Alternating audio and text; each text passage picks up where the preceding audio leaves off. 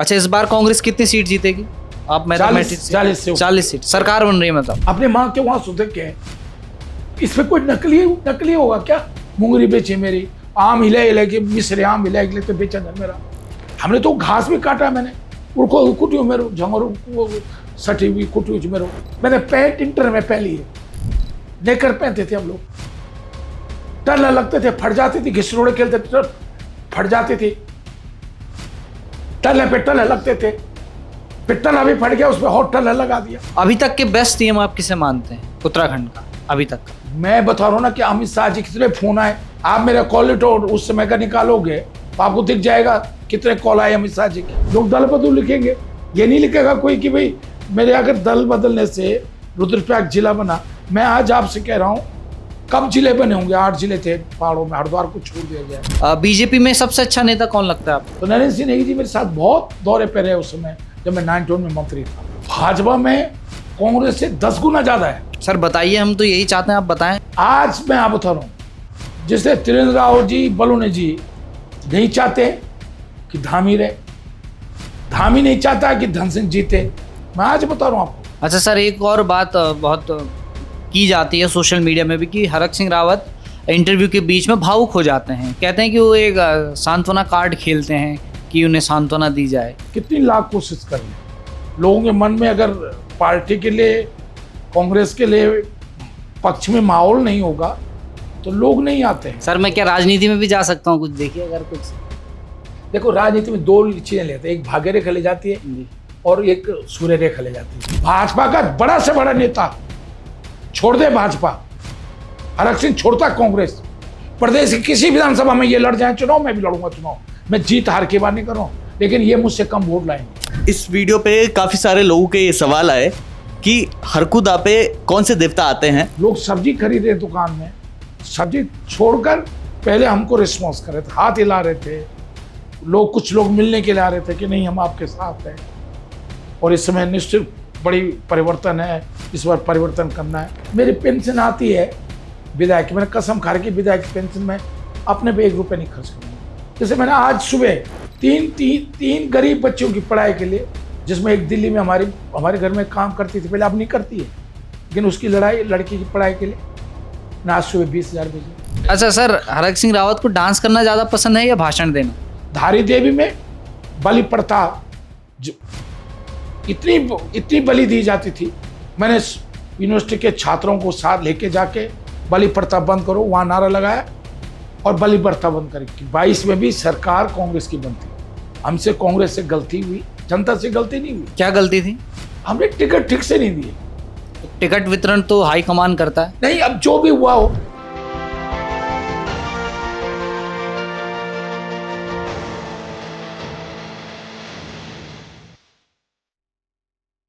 नमस्कार, हिलमेल देख रहे हैं आप और मैं हूं आपके साथ विजय नेगी। आज हस्ती में एक ऐसी शख्सियत हमारे बीच हैं जो उत्तर प्रदेश की सत्ता हो या उत्तराखंड की सत्ता हो, सरकार कांग्रेस की हो या बीजेपी की हो, उनका मंत्री बनना निश्चित रहता है।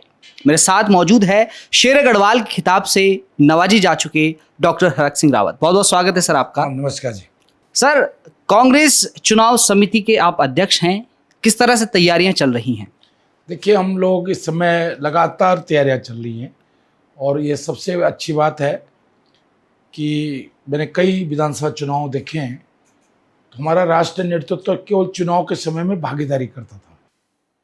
इस समय जिस तरह आप देखेंगे, भले ही माननीय राहुल गांधी जी के हमारे कार्यक्रम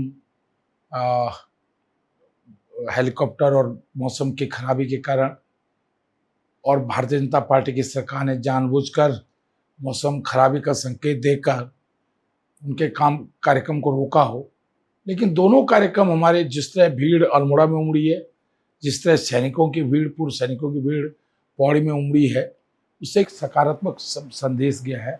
और फिर माननीय राहुल गांधी जी ने वीडियो कॉन्फ्रेंसिंग के माध्यम से पौड़ी को और अल्मोड़ा को संबोधित किया। शैलजा जी ने पूरे तराई के क्षेत्र में, गढ़वाल, कुमाऊं, सब जगह वो हर जिले में, हर विधानसभा में खुद गई, हम सब साथ उनके साथ दौरा किया। उसके बाद हमने टिहरी उत्तरकाशी मुझको दिया गया, गोदयाल जी को पौड़ी चमोली दिया गया, देहरादून जिला प्रीतम भाई को दिया गया, और इस तरह हमने पूरे प्रदेश में यशपाल आर्य जी, करण मेहरा जी, हरीश रावत जी, हम सब लोगों ने कार्यक्रम किए। और अब फिर दोबारा ये जो हमारा संकल्प परिवर्तन जो कार्यक्रम है, उसमें मुझे पौड़ी, रुद्रप्रयाग, चमोली दिया गया, प्रीतम भाई को टिहरी उत्तरकाशी दिया गया, गोदयाल जी को बागेश्वर, चंपावत और पिथौरागढ़ दिया गया, और करण मेहरा जी को अल्मोड़ा और नैनीताल दिया गया। और फिर उसके माने हरीश राव जी और यशपाल आर्य जी, शैलजा जी और हमारे जो सह प्रभारी थे, उनके लिए ये कहा गया कि भाई वो हमारे किसी भी कार्यक्रम में हमारे सम्मिलित हो सकते हैं और उनकी सहभागिता उस रूप में हो सकती है। तो मैं सोचता हूँ कि चुनाव से 3, 4, 5 महीने पहले, कि अगर नवंबर दिसंबर में चुनाव होगा तो 5 महीने पहले, और अगर जनवरी फरवरी में चुनाव होगा तो 6, 7, 8 महीने पहले, तो ये पार्टी जिस तरह मैं सोचता हूँ कि आज भाजपा मुख्यमंत्री के कार्यक्रम हो रहे हैं, मंत्रियों के कार्यक्रम हो रहे हैं, वो उनके सरकारी कार्यक्रम है, वो उनके सरकारी कार्यक्रम है। महिला मंगल दल, बाल विकास के माध्यम से, महिला समूह के माध्यम से भीड़ जुटाई जाती है, इंटर कॉलेज, हाई स्कूल के टीचर्स को, इंजीनियरिंग कॉलेज के बच्चों को, और आपने खुद भी देखा होगा पौड़ी में एक बच्चे ने और किस तरह खुलकर बोला कि भाई हमको भोजन मिला, हमको यहाँ सुबह से लाया गया। तो जिस दिन माननीय मोदी जी आए, जो जिला शिक्षा अधिकारी था वो खुद उनके जो परेड थी उनकी, जो सड़क का उद्घाटन, उन्होंने एक्सप्रेस रोड का उद्घाटन किया, तो शिक्षा विभाग के अधिकारी को लगाया गया कि आप हर inter college, girls school, private, even कि प्राइवेट इंटर कॉलेज, हाई स्कूलों से भी बच्चों पे दबाव डालकर उनको वहाँ लाइन में खड़ा किया, टीचर्स को खड़ा किया गया। तो भाजपा के तो सरकारी कार्यक्रम हो रहे हैं, कोई राजनीतिक कार्यक्रम उनका नहीं हो रहा है। लेकिन कांग्रेस इस समय जिस तरह पूरे प्रदेश में हम लोग दौरा कर रहे हैं, अभी मैं पौड़ी जिले के 5-6 विधानसभा में दौरा किया है, और जिस तरह मैं सोचता हूँ लोग उमड़ रहे हैं।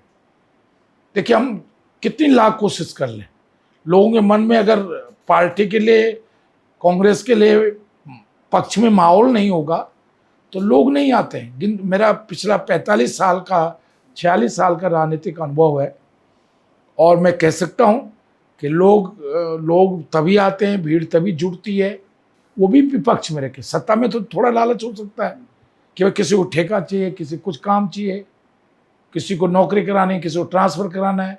सत्ता में तो लोग तब जुड़ते हैं, लेकिन विपक्ष पार्टी के कार्यक्रमों में अगर लोग भागीदारी कर रहे हैं और जोश है लोगों में, और जब हमारा जो, देखिए मैं कैसे महसूस करता हूं कि लोग पक्ष में के खिलाफ, जब आप सड़कों पे चल रहे हो और दुकानदार या कोई दुकान में बैठा हो और वो अंदर से बाहर निकल के रिस्पॉन्स कर रहा हो, तो समझ लो आपके पक्ष में माहौल है। और अगर कोई बाहर है और आपका जुलूस गुजर रहा है, तो वो जानबूझ के जुलूस को देखते हुए अंदर दुकान के अंदर चले जाए या घर के अंदर चले जाए, अपने छत पे नहीं आ रहा, अपनी बालकोनी में नहीं आ रहा, अपने दरवाजे पे नहीं आ रहा, तो समझ लो आपके पक्ष में माहौल नहीं है। और मैंने अभी यमकेश्वर में, मैंने लहसडौन में, मैंने चौबटाखाल में, मैंने श्रीनगर विधानसभा पैठानी में, पौड़ी मैंने महसूस किया कि जब हम गुजर रहे थे तो दुकानदार अंदर से आके रिस्पॉन्स कर रहा था।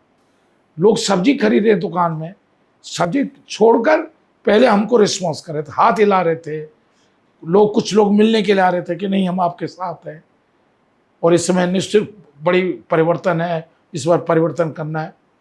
तो ये मैं सोचता हूँ कि इस समय कांग्रेस के पक्ष में जबरदस्त हवा है, और अगले कुछ महीनों में हम इस हवा को तूफान में बदल देंगे। क्योंकि मेरा जो राजनीतिक अनुभव है कि देखिए, कई बार जैसे अब मैं दौरा कर रहा हूँ तो मैं देख रहा हूँ कि कमेंट्स मेरे उस पे पोस्ट पे जो है लोग पक्ष विपक्ष ने कोई लिखेगा दल बदलू, कोई लिखेगा भी इनकी बहू तो जो है बीजेपी में है। मतलब वो ये नहीं लिखेंगे कि विजय राजे सिंधिया भाजपा में थी, उनको या तो नॉलेज नहीं है जो लिखता है। विजय राजे सिंधिया भाजपा में थी, माधवराव सिंधिया कांग्रेस में थे। और ऐसे लाखों उदाहरण हैं। अरे भाई, आप मेरे काम देखो ना, लोग दल बदल लिखेंगे, ये नहीं लिखेगा कोई कि भाई मेरे अगर दल बदलने से रुद्रप्रयाग जिला बना। मैं आज आपसे कह रहा हूं, कब जिले बने होंगे? 8 जिले थे पहाड़ों में, हरिद्वार को छोड़ दिया जाए। 3 कुमाऊं में थे, 5 जिले पौड़ी गढ़वाल में थे, 8 जिले थे। तो 13 जिले किसने बनाए भाई? उधम सिंह नगर किसने बनाया? बागेश्वर चंपावत किसने बनाया? रुद्रप्रयाग जिला किसने बनाया? मैंने बनाया ना। तो मेरे दल बदलने से अगर जिले बने, मेरे दल बदलने से अगर मैं भाजपा नहीं छोड़ता, तो उत्तराखंड की लड़ाई कौन लड़ता? भाजपा तो नहीं लड़ने दे रही थी। मैंने तो लखनऊ में विधानसभा के सामने उत्तराखंड राज्य के लिए धरना दिया। मैंने विधानसभा के अंदर भाजपा का विधायक होने के बाद भी विधानसभा नहीं चलने दी। मैंने गैर राजनीतिक संगठन बनाया, जिसमें lieutenant general Tadagi, lieutenant major general Shailendra Raj Bogra, captain Balbir Singh ji, colonel Ghidiyal ji, Avtar Singh जी जो एडवोकेट जनरल रहे, तमाम लोगों के साथ उत्तराखंड जनता संघर्ष मोर्चा बनाया। और जंतर मंतर पर दिल्ली में 6 साल इतना लंबा धरना जंतर मंतर पर किसी का नहीं रहा। मैंने 94 से लेकर 2000 जब तक राज्य नहीं बना, जंतर मंतर पर जिसका मैं चीफ था, उसका धरना जंतर मंतर पर चला। मैं हर महीने लोकसभा पे प्रदर्शन कराता था। कभी राजस्थान में जो उत्तराखंड के लोग रह रहे हैं उनका प्रदर्शन, कभी महाराष्ट्र के लोगों का, कभी उत्तर प्रदेश के लोगों का, कभी मध्य प्रदेश के लोगों का, कभी दिल्ली प्रदेश के लोगों का। हर महीने बड़ा प्रदर्शन होता था, 8-10 हज़ार लोगों का प्रदर्शन होता था। मेरे 400-500 कार्यकर्ता, उनका पोस्टल एड्रेस भी जंतर मंतर था। वो वहीं सोते थे। मैंने आलू, चावल, प्याज, दाल की व्यवस्था वहाँ की थी। बिस्तर लगा रखे थे, टेंट लगा रखा था, वहीं खाते थे, वहीं सार्वजनिक शौचालय में नहाते धोते थे, वहीं रहते थे। हमने 6 साल इस राज्य के लिए, पौड़ी में जिस दिन मुजफ्फरनगर कांड हुआ, उस दिन मैं पौड़ी से, अगर मुजफ्फरनगर के रास्ते कोई जिम्मेदार, कोई विधायक साथ होता, शायद मुजफ्फरनगर की घटना को टाला जा सकता था। उससे ज्यादा खतरनाक एरिया था बिजनौर जिला, जहां से पौड़ी जिले के लोगों को मुझे लेके जाना था। 145 बसों को नजेबाद, नटौर, कोतवाली, बिजनौर, गढ़मुक्तेश्वर पुल पे पुलिस ने जाम लगा दिया था। रेलवे फाटक बंद किए थे पुलिस ने। मैंने बसों से किसी को नहीं उतरने दिया, अपने हाथों से रेलवे फाटक तोड़े, अपने हाथों से जाम वो किया, और अपने हाथों से अपने नेतृत्व में दिल्ली सुरक्षित ले गया 145 बसों। 19 पुलिस के बैरियर रेलवे फाटक तोड़ते हुए 145 बसें में रामलीला मैदान में, जब 2 तारीख को रैली थी, मैं बखूबी ले गया। यहाँ कोई जिम्मेदार नेता नहीं था मुजफ्फरनगर के रास्ते, तो मुजफ्फरनगर कांड हुआ। तो मैं इसलिए कह रहा हूं, और इस राज्य की लड़ाई पौड़ी से शुरू हुई। 7/8 तारीख को जब बडोनी जी और सब लोग भूख हड़ताल बैठे थे, वहां लाठीचार्ज हुआ पौड़ी में 7/8 तारीख 1994 को। वहीं से आंदोलन भड़का। कासिंग दिवाकर भट्ट को मैं जानता हूं, मैंने कैसे बचाया। मैं चौपिन थे एक बुआ खाल के पास, उनको अनकाउंटर, दिवाकर भट्ट जी आज इस दुनिया में नहीं है, उनको इनकाउंटर करने का ये पुलिस की सरकार की इच्छा थी। तो मैंने चौपिन जी के घर में, कुलदीप बसवाल एडवोकेट आज इस दुनिया में नहीं है, उसकी मोटरसाइकिल पे बैठा के मैंने चौपिन के घर बुआ खाल के पास उनके घर पे छिपाया।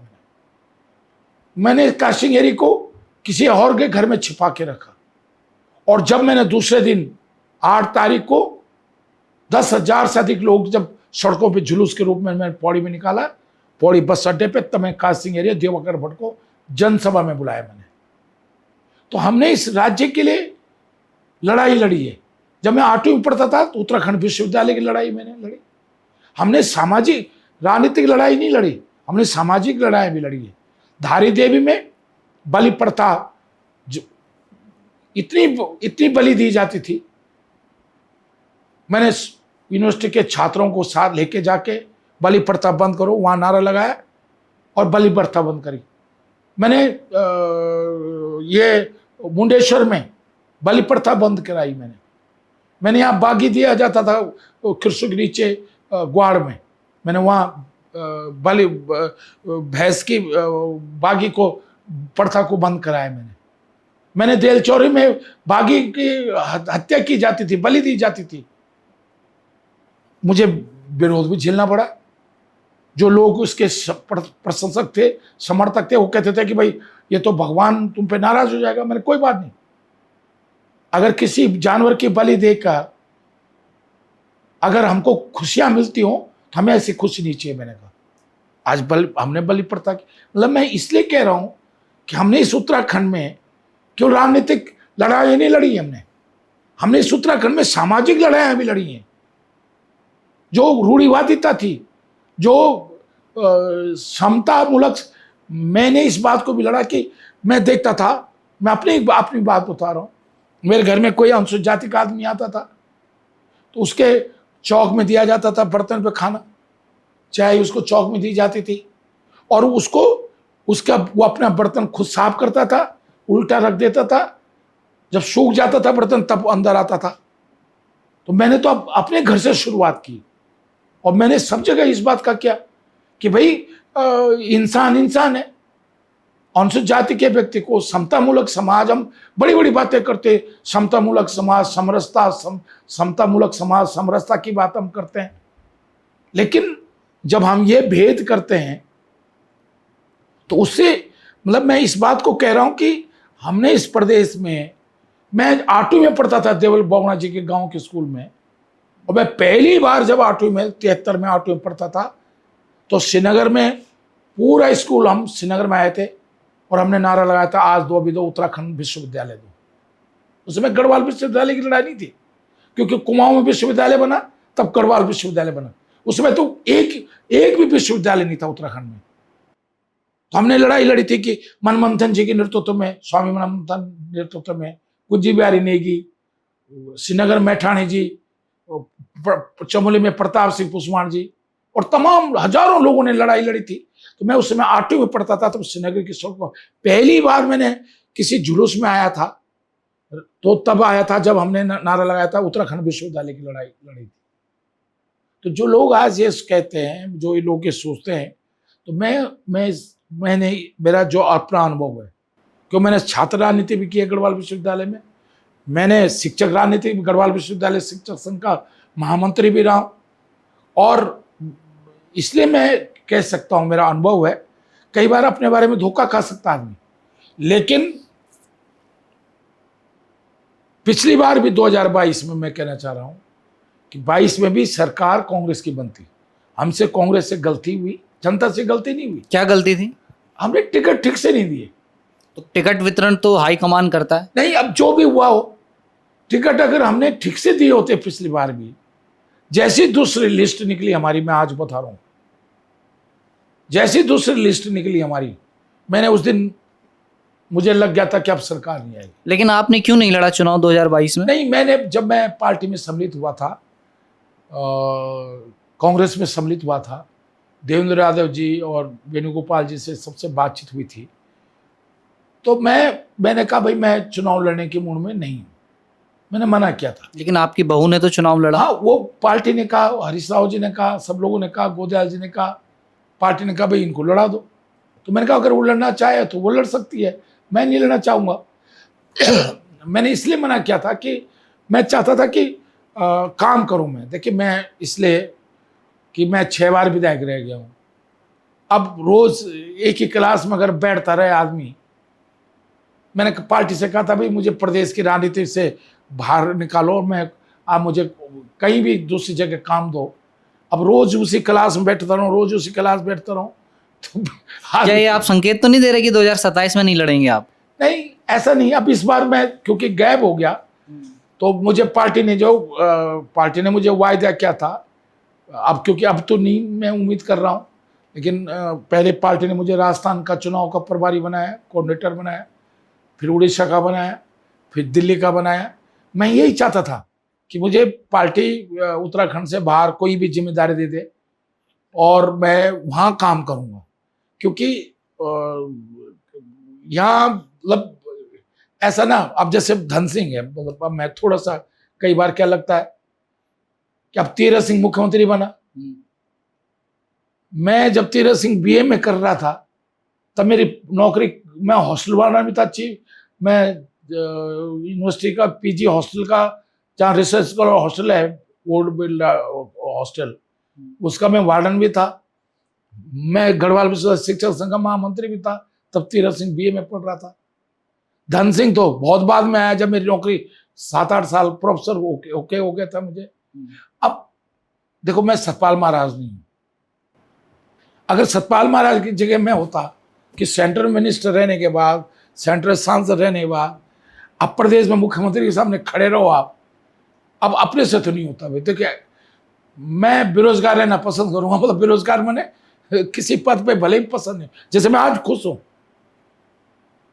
आज मैं देखो, मैं किसी गांव के आम आदमी, गरीब आदमी, मजदूर आदमी के सामने बैठ जाऊंगा, लेकिन जो संवैधानिक पद पे उसके आगे नहीं बैठेंगे ना। वहां मैं फिर मैं देखिए, आम आदमी, जैसे मैं पौड़ी डीएम के यहाँ जाता था, डीएम के चपड़ा से हाथ मिलाता था, और डीएम हाथ मिलाने के लिए खड़ा होता था, मैं नहीं मिलाता था। वहां मैं प्रोटोकॉल देखता था कि मैं विधायक को तेरे से नहीं मिलाऊंगा, तो मुझसे छोटा है प्रोटोकॉल में। अब मैं देखिए, मेरे कुछ वसूल हैं जिंदगी के, मैं उनसे कोई कॉम्प्रोमाइज नहीं करता हूं। मेरी आत्मा जहां, मेरे लिए आम आदमी, देखिए कहते हैं ना कि आदमी जब बड़े पद पे चले जाए तो जैसे डाल पे फल जाति लगता तो उसको झुकना चाहिए ना। तो हम अगर माना वो चपड़ासी है, तो चपड़ासी से मैं हाथ मिलाऊंगा तो हरक सिंह ही रहेगा ना। तो मैं तो उससे हाथ मिलाता था, डीएम देखता था मेरे चपड़ासी से तो गेट पे हाथ मिलाया, कमिश्नर देखता था मेरे चपड़ासी से तो हाथ मिलाया, और मेरे से नहीं मिलाया, क्योंकि डीएम से हाथ मिला के वहां मैं प्रोटोकॉल देखता था, चीफ सेक्रेटरी में प्रोटोकॉल देखता था। लेकिन उस चपड़ासी से इसलिए देखता था, उससे हाथ मिलता था, गले मिलता था, तो वो डीएम थोड़ी मेरा प्रचार करेगा। वो तो 10 जगह शाम को रोज बोलेगा अपने घर में जाके, अरे भाई राव जी इतना अच्छा आदमी है। तो मैं इसलिए कह रहा हूं कि जब मैं देखता था भाई, अब त्रिवेंद्र रावत, जब मैं 9 में मिनिस्टर था, तो ये उमानाथ सिंह जी थे जौनपुर से, अब इस दुनिया में नहीं है, उनके साथ प्यारो थे। अब 2 मंत्री बना, आप और मैं मंत्री हैं, बैठे हैं, तो प्यारो तो खड़ा ही रहेगा ना, मंत्री के सामने तो नहीं बैठेगा। अब जब वो चेयर कर रहा है मुख्यमंत्री के रूप में, अब मैं, तो आप सोचो ना कैसे आत्मा मरती होगी। मैंने कहा ना, मैं सतपाल महाराज नहीं हूं। मैंने तो तीरथ सिंह रावत जब मंत्री बना, तीरथ रावत को तो चलो, मैंने कहा उम्र में चलो कोई बात नहीं, बड़ा तो है, तो स्वीकार कर लिया।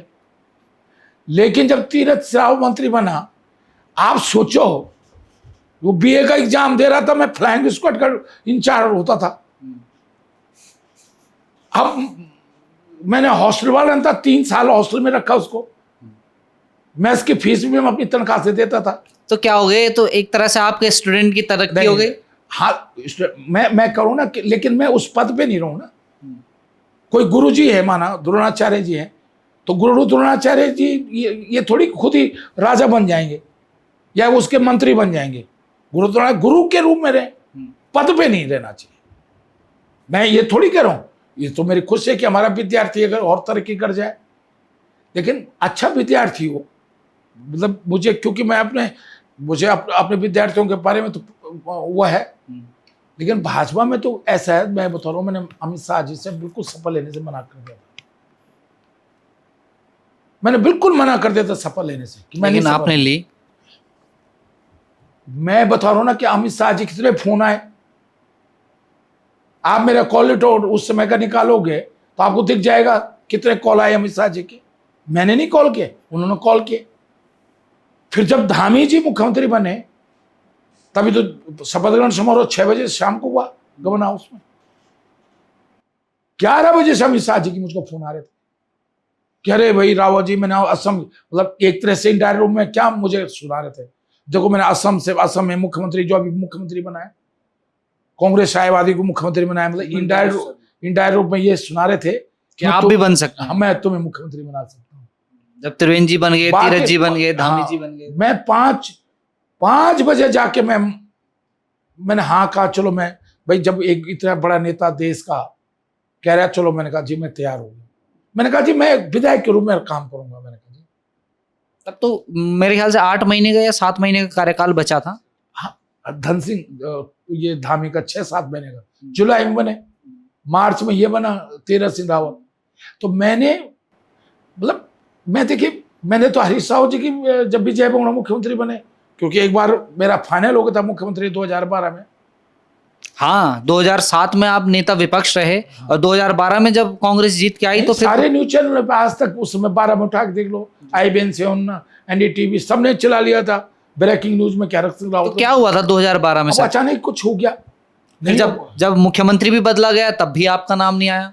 नहीं अब मेरी किस्मत में नहीं रहा होगा। तो तभी आपने बगावत की थी 2016 में। नहीं, मैंने 2012 में जब विजय बड़ा मुख्यमंत्री बने तो मैंने मंत्री पद शपथ लेने के लिए मना कर दिया। विजय बड़ा मेरे घर पे आया ग्रीन पार्क दिल्ली में, मैंने दरवाजा नहीं खोला, मैं बहुत दुखी था भाई। एक दिन पहले मुझे आनंद शर्मा जी ने, पचौरी जी ने बुला के कहते हैं तुम्हारा फाइनल हो गया मुख्यमंत्री में, और अचानक रात ही रात मामला बदल गया। तो मैंने मंत्रिमंडल में शपथ लेने के लिए मना कर दिया। 3 महीने बाद, क्योंकि मेरे पे इतना दबाव कार्यकर्ताओं का पड़ा, मेरी विधानसभा क्षेत्र के लोगों को दबाव पड़ा, कार्यकर्ताओं को दबाव पड़ा। माननीय सोनिया गांधी जी ने मुझको, जो हमारे चौधरी बीरेन्द्र सिंह हमारे परिवार थे, उनसे कहा भाई हरक सिंह को बुलाओ। फिर मुझे चौधरी बीरेन्द्र सिंह सोनिया गांधी से मिलाने ले गए। मैडम ने कहा रावत जी आप शपथ ले लो। अब हमारी राष्ट्र नेता कह रही है तो मुझे शपथ लेनी पड़ी। तो जब आप राष्ट्र नेता से मिले तो आपने ये बात नहीं रखी कि मैडम मुझसे तो ये कहा गया? मैंने अब जो मैंने कह सकता था कहा। अब उन्होंने कहा रावत जी अब ऐसा कुछ परिस्थितियां हो गई, अब वो क्या कहती। वो तो सांसद थे टेरी सीट से, उनको फिर उन्होंने मुझसे कहा कि भाई आप अभी आपके लिए हमने एक पद खाली रखा है मंत्रिमंडल में, और तब मुझे एक पद शपथ राजभवन मैंने अकेला शपथ ली मैंने राजभवन में मंत्रिमंडल की। तो मैं इसलिए इस बात को कह रहा हूँ कि कुछ भाग्य होता है। अब अगर देखा जाए तो उत्तराखंड में इतनी बार कोई मंत्री नहीं रहा होगा। हाँ, देखा जाए तो आपने हर पद पे रहे हैं, आप मंत्री भी रहे हैं, विधायक भी रहे हैं, LOP भी रहे हैं, आप लीडर ऑपोजिशन भी रहा है। आप मुख्यमंत्री का पद रह गया है। मतलब आप देखो 91 में 17-18 साल थी मेरी उम्र उस समय, पहली बार विधायक हुआ उत्तर प्रदेश में। भाई उत्तराखंड में मंत्री बनना तो बड़े कोई आम बात है मतलब, लेकिन उत्तर प्रदेश में आज से 34 साल पहले उत्तर प्रदेश में मंत्री बनना कोई आसान बात थी। और मुझे उम्मीद भी नहीं थी कि मैं मंत्री बनूंगा। मतलब मैं सोचता था, मैं तो स्कूटर था मेरे पास, मेरे पास तो कार हुई थी, मैं सोचता था कोई कोऑपरेटिव बैंक में अध्यक्ष नहीं थे, तो मैंने कहा मैं प्रशासक बन जाऊंगा, नियुक्त हो जाऊंगा पौड़ी जिले का, और कॉर्पोरेटिव बैंक से मुझे जीप मिल जाएगी तो अपने विधानसभा में दौरा करने के लिए मेरे पे जुगाड़ हो जाएगा। मैं इस जुगाड़ में था, मुझे थोड़ी पता कि मंत्री बन जाऊंगा मैं। तो अगर कुछ किस्मत ने साथ भी दिया है और जनता ने साथ दिया। देखो मैं पौड़ी से विधायक था 91 में, 93 पौड़ी से विधायक था, और उसके बाद मैं जब 2002 में मैं पौड़ी से टिकट मांग रहा था, क्योंकि लैंसडाउन से लड़े थे तब, श्रीनगर आरक्षित हो गई थी, तो मैं पौड़ी से मांग रहा था। तो हमारी कांग्रेस पार्टी ने मुझे वहां लैंसडाउन दे दिया। अब लैंसडाउन में मैं मला बदल, ठीक है द्वारिखाल ब्लॉक का जो हिस्सा था वो तो मेरे पौड़ी विधानसभा मेरे हिस्सा था, 21 मेरे हिस्सा था, लेकिन जयरिखाल में मैं जयरिखाल और लैंसडाउन को जानता था। एज ए मिनिस्टर आएगा दूसरी विधानसभा में, ग्रामीण क्षेत्र में क्यों जाएगा कोई। मैं मला बदलपुर कभी नहीं देखा था, मैंने तला बदलपुर नहीं देखा था, मैं कभी गया नहीं था। अब मुझे दे दिया। भारत सिंह रावत जी समय 5 बार यूपी मिनिस्टर है, वो वहां से जो है उनका लड़का जो है ब्लॉक प्रमुख था दिलीप जयरिखाल का, उनकी पत्नी उपाध्यक्ष थी जिला पंचायत में पौड़ी जिले में। अब उनके उस क्षेत्र में जाके तो मेरा तकदीर बोलो, और पौड़ी वहां लहसुन की जनता का आशीर्वाद मुझे मिला कि मैं 2002 में जीत गया। और 2002 में मैं कमी वोट से जीता, 500-700 वोट से जीता। लेकिन फिर 2007 में फिर जीत गए वहीं से। फिर 2007 में मैं वैसे तो मैं 5,500 वोट से जीता था, लेकिन आर्मी का वोट घटा लो तो 4,500 वोट से जीता 2007 में। अगर तब सरकार बन जाती तो तब जीता जब मेरे पे जैनी प्रकरण में मेरे पे लांछन लगाया गया। और 2007 में डॉक्टर मनमोहन सिंह प्रधानमंत्री मेरी जनसभा मेरे क्षेत्र में आए लहसुन में, बचौर जी थे, हरीश रावत प्रदेश अध्यक्ष थे, वो थे। और मैंने उनकी मौजूदगी में जनता के बीच में कहा कि सीबीआई ने मुझे क्लीन चिट दे दी, कोर्ट से मुझे क्लीन चिट मिल गई, लेकिन मैं आज अपने मामले को आपकी जनता की अदालत में रख रहा हूं। अगर आपको लगता है आपका यह बेटा, आपका यह भाई जरा सा भी दोषी है, आपके मन में जरा सा भी बात आती है, तो मुझे आशीर्वाद मत देना। और अगर आपको लगता है कि आपका यह बेटा, आपका यह भाई जो है पवित्र है, इस पर राजनीतिक षड्यंत्र मेरे खिलाफ किया गया है, तो मुझे आपका आशीर्वाद है। मैंने कहा अगर आपने मुझे अपना आशीर्वाद दे दिया, मैं समझूंगा कि और उसी इसलिए मुझे लीडर ऑपोजिशन बनाया पार्टी ने। जब कांग्रेस पे सब पे मंत्री थी, लाल बत्तियां थी, मेरे पास नहीं थी कि मुझे जैनी प्रकरण में इस्तीफा देना पड़ा। मुझे किसी ने इस्तीफा देने के लिए नहीं कहा। मैंने कहा राम जानते थे कि मेरी सीता पवित्र है। मैंने विधानसभा में कहा इस्तीफा देते हुए, मैंने राम जानते थे मेरी सीता पवित्र है, लेकिन एक लांछन जब किसी ने सीता पे लगाया तो राम ने उसको अग्नि परीक्षा से गुजारा। मैंने कहा व्यक्ति को चरित्रवान होना नहीं चाहिए, चरित्रवान दिखना चाहिए। आज मेरे चरित्र पर किसी ने लांछन लगाया है तो मैं मंत्री पद से इस्तीफा दे रहा हूं। मैं तब तक सार्वजनिक कार्यक्रम में भाग नहीं लूंगा जब तक मैंने कहा मेरे दूध का दूध और पानी का पानी नहीं हो जाता। तो मैं इसलिए कह रहा हूं कि, और इसलिए मैं लीडर ऑपोजिशन रहा। और जब आज कांग्रेस राज्य बनने के बाद कभी 5 पार्लियामेंट सीटें नहीं जीती उत्तराखंड में। 2009 में जीती थी, केवल 9 में जीती जब मैं लीडर ऑपोजिशन था। और उस समय मीडिया के लोग, उस समय क्या, उस समय इलेक्ट्रॉनिक मीडिया इतना पावरफुल नहीं था, लेकिन इतना नहीं था। सोशल मीडिया नहीं था, नेशनल चैनल थे, स्टेट लेवल के चैनल थे, कुछ मैं नाम नहीं लेना चाहता हूँ, उनकी पब्लिसिटी हो जाएगी, किसी चैनल पे उनका नाम लेना ठीक नहीं है। लेकिन आप उठा के देख लो, उस समय जब मैं लीडर ऑपोजिशन था, बजट पे क्या लिखते थे अखबार कि बजट जैसे नीरस विषय को आरक्षण ने सरस बना दिया। आज भी मेरा रिकॉर्ड विधानसभा में भाषण देने का, बजट जैसे नीरस विषय पर 3.5 घंटे का भाषण है, मेरा रिकॉर्ड है, एक बिना बूंद पानी पिए हुए, जब खंडूड़ी जी मुख्यमंत्री थे। तो मैंने सदन को भी हिला के रखता था और सड़कों को भी हिला के रखता था। तो उस भाजपा को अपना मुख्यमंत्री खंडूड़ी बदलना पड़ा, मैंने 5 सीटें हरवाई, खंडूड़ी को अपना मुख्यमंत्री बदलना पड़ा। और जब निशंक ने हाइड्रो प्रोजेक्ट में ऋषिकेश घोटाला, जमीन घोटाला, तो मैंने नेशनल चैनलों पर, एक ऐसा चैनल जिसमें हमारा जय मंजीत नेगी जी भी हैं, जिस चैनल में, उस चैनल पे 1 घंटे की न्यूज आई निशंक जब मुख्यमंत्री था।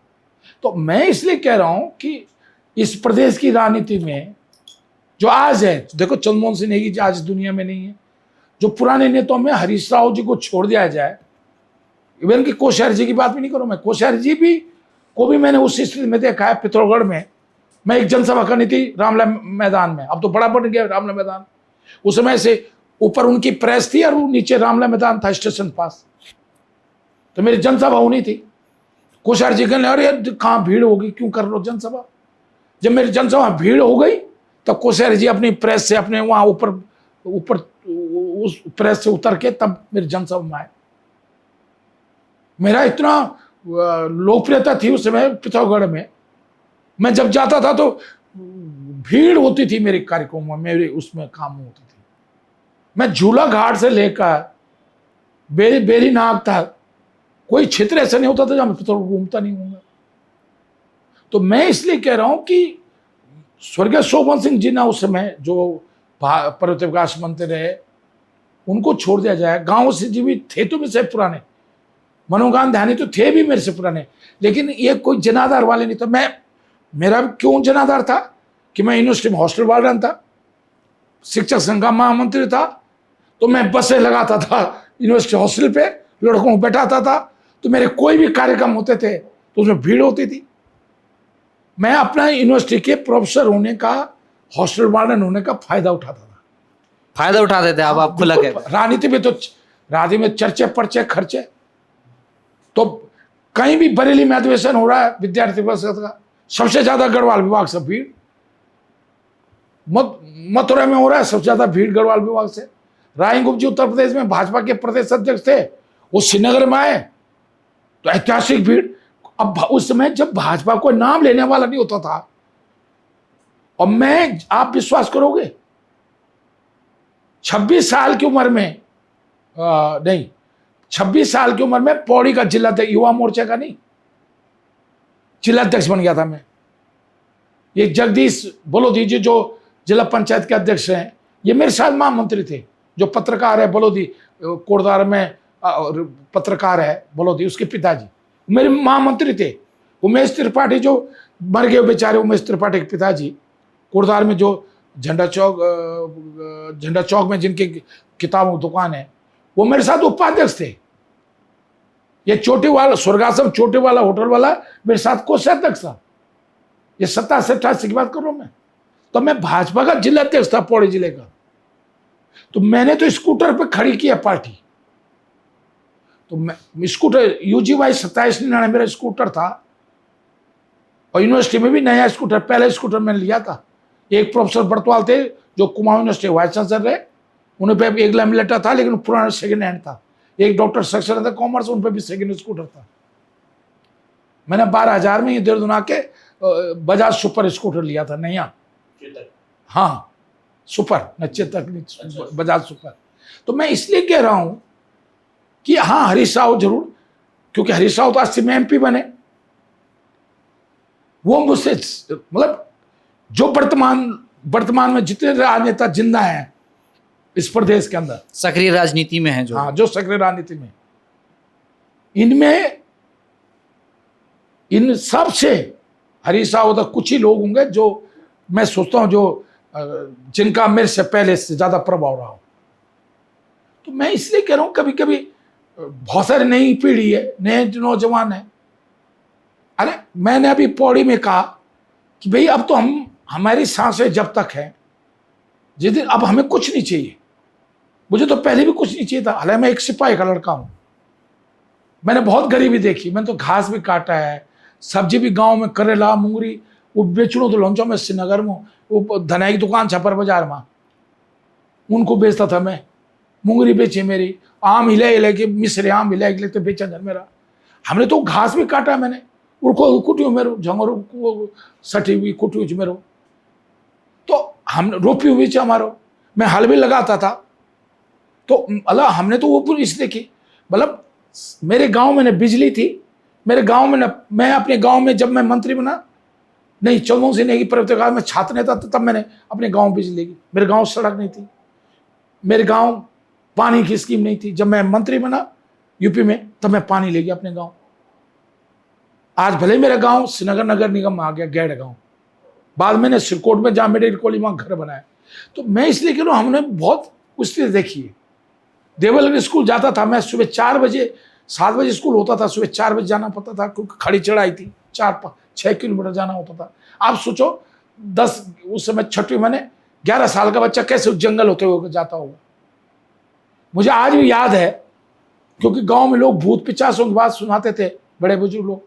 तो कई बार मैं जब धार पे चलता था जंगल में, ऊपर बले था गांव के लिए जहां से देवलगढ़ जाना होता था, तो कई बार अपने ही पैर से पत्थर पीछे खिसकता था और आवाज आती थी। तो वही भूत पिचास की बात सुनी थी हमने, तो इतनी हिम्मत नहीं होती थी कि मैं पीछे मुड़ के देखूं कि पीछे कोई आ रहा है नहीं आ रहा, ये सोच के कि। और जब ऊपर मले था मैं पहुंचता था, गांव जब दिखता था, तब सांस लेता था। हमने वो दिन देखे। लेकिन क्योंकि ईश्वर की कृपा है, मैंने जब राजनीति करने के लिए, मैं बेसिकली साइंस के स्टूडेंट था इंटर तक, मैं इंजीनियर बनना चाहता था। मेरी मैथमेटिक्स बहुत अच्छी थी। मैंने 5वीं में खिर्स बोर्ड टॉप किया, मैंने 8th में पूरा पौड़ी डिस्ट्रिक्ट टॉप किया। मैथ्स में मेरे नंबर काटने के लिए मेरे टीचर को सोचना पड़ता था, स्टैटिक्स में, एलजेब्रा में, ट्रिग्नोमेट्री में, सेट थ्योरी में, डायनेमिक्स में, कि मेरा कैसे काटेगा नंबर। मैं पढ़ने में होशियार था, लेकिन मैं इंजीनियर बनना चाहता था। मैंने IIT का एग्जाम दिया, लेकिन क्योंकि ट्यूशन नहीं था, कोचिंग नहीं करी थी, तो एकदम सिलेबस बहुत हाई लेवल का आता था, तो नहीं मैं सिलेक्शन हुआ। फिर मैं मुरादाबाद पॉलिटेक्निक करने के लिए चला गया हरतला में, तो वहां 80 में दंगे हो गए। तो मुझे छोड़कर फिर जो है मैं श्रीनगर यूनिवर्सिटी में एडमिशन लेने के लिए आ गया। मुझे श्रीनगर में कमरा नहीं मिला, मेरी राजनीति की भी, अगर मुझे हॉस्टल में कमरा मिल गया होता या मेरे कोई रिश्तेदार ने मुझे अपने घर में रख लिया होता या कमरा दे दिया होता, तो शायद मैं राजनीति में नहीं होता। मेरी राजनीति में आने का कारण कि मुझे हॉस्टल में कमरा नहीं मिला, मुझे किसी ने, मेरे रिश्तेदारों ने, उस समय रिश्तेदार मुंह नहीं लगाते थे। और अब उनसे बातचीत होती है? तो नहीं कैसे होती है। फिर तो मैंने कहा ना कि फिर तो होता क्या है, जब मैं अब मेरे इंद्र सिंह रोहतान, मेरे दादी के भतीजे, मेरे दादी के माई, मतलब मेरी दादी का मायका, उनके भतीजा इंद्र सिंह रोहतान यूनिवर्सिटी में असिस्टेंट रजिस्ट्रार थे। मेरी माँ जी ने कहा उनसे कहना तुम रोहतान जी, इंद्र सिंह रोहतान जी। मैं उनके पास गया, उन्होंने मुंह ही नहीं लगाया। अब 3-4 महीने बाद जब मुझे कमरा नहीं मिला, तो कभी तुम्हारे कमरे में रहूं, कभी इनके कमरे में रहूं, तो उस जिस मोहल्ले में मैं रहूं तो वहां जान पहचान हो जाए लड़कों से। जिस हॉस्टल में किसी कमरे में रहूं, डॉक्टर यूनिवर्सिटी ग्रांट कमीशन के चेयरमैन है डॉक्टर डीपी सिंह, कभी उनके कमरे में रहूं तो वो विद्यार्थी परिषद से जुड़े थे, बीजेपी विद्यार्थी परिषद जुड़े थे। तो फिर एक आध दिन में उनके कमरे में रहा। बीएचयू के वाइस चांसलर भी रहे, वो सागर यूनिवर्सिटी के वाइस चांसलर भी रहे, इंदौर यूनिवर्सिटी के वाइस चांसलर भी रहे। सबसे कम यूनिवर्सिटी कम उम्र में वाइस चांसलर हुए, और लास्ट में यूनिवर्सिटी ग्रांट कमीशन चेयरमैन है, जो हिंदुस्तान की सबसे बड़ी एकेडमिक काउंसिल है। तो कभी मैं उनके कमरे में रहता था। तो उससे क्या हुआ कि मेरी जान पहचान लड़कों में खूब हो गई। तो नेतागिरी में आने का कारण हुआ है मेरा। तो जब कुछ दिन बाद, उस समय 2 बुक मिलती थी लाइब्रेरी में, कि बच्चों को 2 ही बुक मिलेंगी लाइब्रेरी में। आर्ट साइड में प्रैक्टिकल में केवल एक ही प्रैक्टिकल सब्जेक्ट मिलता था, 2 प्रैक्टिकल सब्जेक्ट नहीं मिलते थे। इस मांग को लेकर जब यूनिवर्सिटी में हम जुलूस लेकर गए, और मैं पीपल के, वो आम के पेड़ के पास चौतरे में खड़े होकर नारे लगा रहा था, तो इंद्र सिंह रोहतान वाइस चांसलर पे बैठे थे। उन्होंने खिड़की से देख लिया कि ये तो हरक सिंह है, तो उन्होंने वीसी से कहा कि साहब मेरा भाई है ये तो। अब वो आए, हरक सिंह। तो मैं इस बात पे गुस्सा था कि आज 3 महीने पहले जब तुम पे मैं गया था, तुम मुंह नहीं लगाए मेरे को। अरे मैं छात्र नेता हो गया, अब तुम हरक सिंह हो गया। तो मैंने सीधे नारे लगाए, मैंने कहा वीसी के चमचों वापस जाओ, वीसी के चमचों वापस जाओ। मैं नारे लगाए तो वो वापस चले गए। तो मैं राजनीति में आने का कारण मेरी गरीबी रही। अगर मुझे उस दिन कमरा मिल गया होता, मैंने एम्स ऋषिकेश के उद्घाटन पे एक कार्यक्रम में कहा, जब पूरे देश के जो जैसे ये क्या है, ये डॉक्टर जो हमारा पहले उसमें डॉक्टर है, अरे ये डॉक्टर है अपना, अरे सीएमआई में था डॉक्टर पहले, जिसने अपना हॉस्पिटल खोल दिया, डॉक्टर कोडियार। पूरे देश के जो है, जो वो थे, ये किस चीज का डॉक्टर है, डॉक्टर न्यूरो डॉक्टर। पूरे देश के न्यूरो सर्जन का एम्स में कार्यक्रम था उद्घाटन, उसका चीफ गेस्ट होकर मेडिकल एजुकेशन रूम में मैं गया। तो मैंने उस दिन कहा कि अगर उस दिन मुझको कमरा मिल गया होता, मुझे हॉस्टल में कमरा मिल गया होता, तो मैं भी तुम्हारी तरह, मैंने कहा, डॉक्टर होता। मुझे कमरा नहीं मिला, तो मैंने कहा भाई मैं यहां बैठा हूं तुम्हारे साथ, तुम्हारे बीच में बैठा हूं। तो कभी कभी जो परिस्थितियां बनती हैं, ईश्वर ने जो सोचा होता है। नहीं तो मेरा मन था कि मैं भाई IIT से करूं, रुड़की यूनिवर्सिटी, उसमें रुड़की यूनिवर्सिटी थी, के इंजीनियर बनूं। फिर मैंने जब राजनीति में आया, फिर तब भी मैंने सोचा कि मैं रोज चंदा ले लेके तीरथ सिंह रावत या तिरुन रावत या अनिल सिंह की तरह रोज चंदा ले लेके नेतागिरी कब तक करता रहूंगा। तो ऐसी नौकरी करूं। तो मयंक अग्रवाल जो डायरेक्टर दूरदर्शन रहे, डायरेक्टर जनरल दूरदर्शन रहे, इंडियन इंफॉर्मेशन सर्विस के, जब दूरदर्शन था वो एडिटर रहे, और अभी 1.5-2 साल पहले डायरेक्टर जनरल दूरदर्शन सूचना प्रसारण मंत्रालय रिटायर हुई। वो वॉर में क्लास फेल थे 9 से श्रीनगर में। तो वो BSc करे, उन्होंने MSc इलाहाबाद यूनिवर्सिटी फिजिक्स से टॉपर रहे इलाहाबाद यूनिवर्सिटी से। तो उनके पिताजी हमारे संस्कृत में प्रोफेसर थे। तो श्याम मेडिकल स्टोर में, श्रीनगर श्याम मेडिकल स्टोर में वो किराए में रहते थे।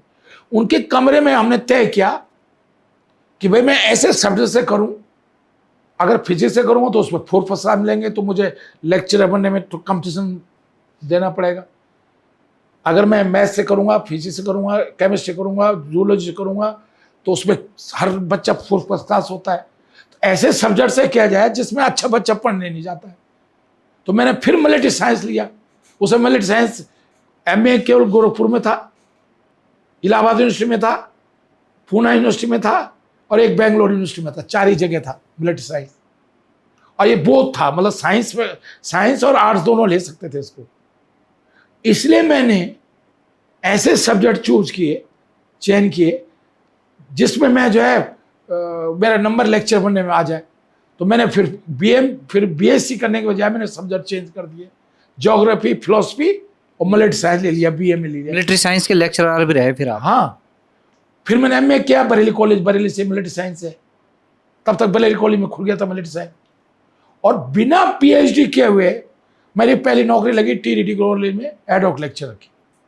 और फिर हायर एजुकेशन कमीशन से मेरी नियुक्ति एक कॉलेज शिकोवाद में, जहां मुलायम सिंह ने बीएड किया है 67 में।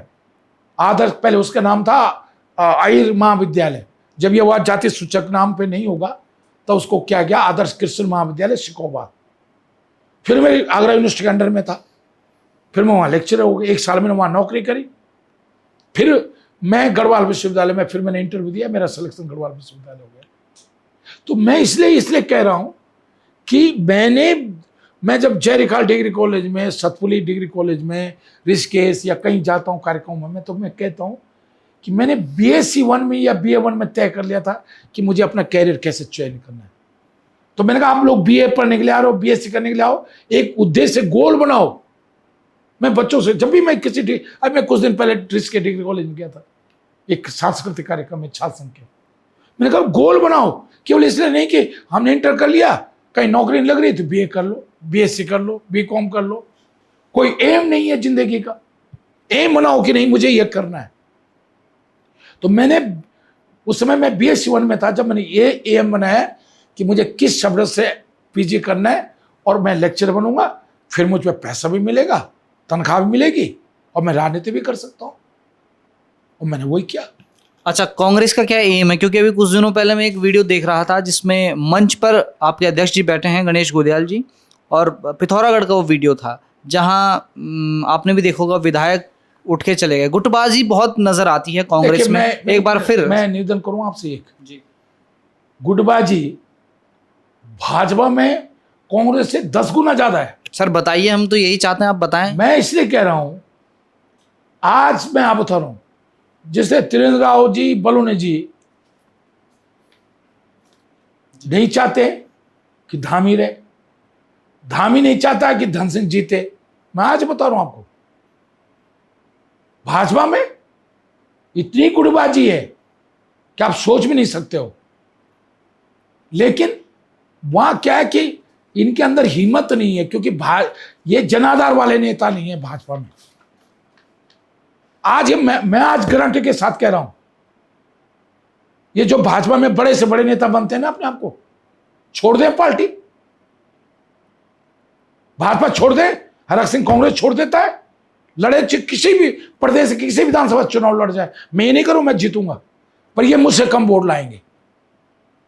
भाजपा का बड़ा से बड़ा नेता छोड़ दे भाजपा, हरक सिंह छोड़ता कांग्रेस, प्रदेश की किसी विधानसभा में ये लड़ जाए चुनाव, मैं भी लड़ूंगा चुनाव। मैं जीत हार की बात नहीं कर रहा हूं, लेकिन ये मुझसे कम वोट लाएंगे।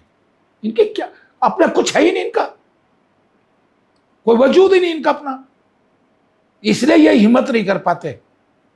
ये मैं आज आपको बता रहा हूं, मैं तो भाजपा में 5 साल रहा हूं ना। वो तो हरक सिंह है कि पागरो टाइगर सफारी में काम थोड़ा बहुत करा दिया, लालगंज चिलखाड़ पे थोड़ा बहुत काम करा दिया। कोविड नहीं आया, कोविड नहीं हुआ होता तो लालगंज चिलखाड़ सड़क भी बन गई होती, पूरी की पूरी बन गई होती, और पागरो टाइगर सफारी पे इस समय काम पूरा काम हो चुका होता, मेडिकल कॉलेज बन चुका होता, अगर कोविड 2 साल कोविड ने मेरे खराब कर दिए। सोशल मीडिया में ये बात चलती है कि जब हरक सिंह रावत बीजेपी में होते हैं तो कांग्रेस की बुराई करते हैं, कांग्रेस में आते ही बीजेपी को कोसने लगते हैं। मैं बुराई नहीं करता हूं, मैं काम की बुराई करता हूं। करे ना काम, अगर कोई काम अच्छा करता है तो मैं विपक्ष में होने के बाद भी उसकी तारीफ करता हूं। काम तो अच्छा होना चाहिए ना। अरे भाई एक चीज सुनो, हम राजनीति में क्यों आए? अच्छा, हरक सिंह को क्या चाहिए आज? मुझे ना गाड़ी चाहिए, ना घोड़ा चाहिए, ना तनख्वाह चाहिए।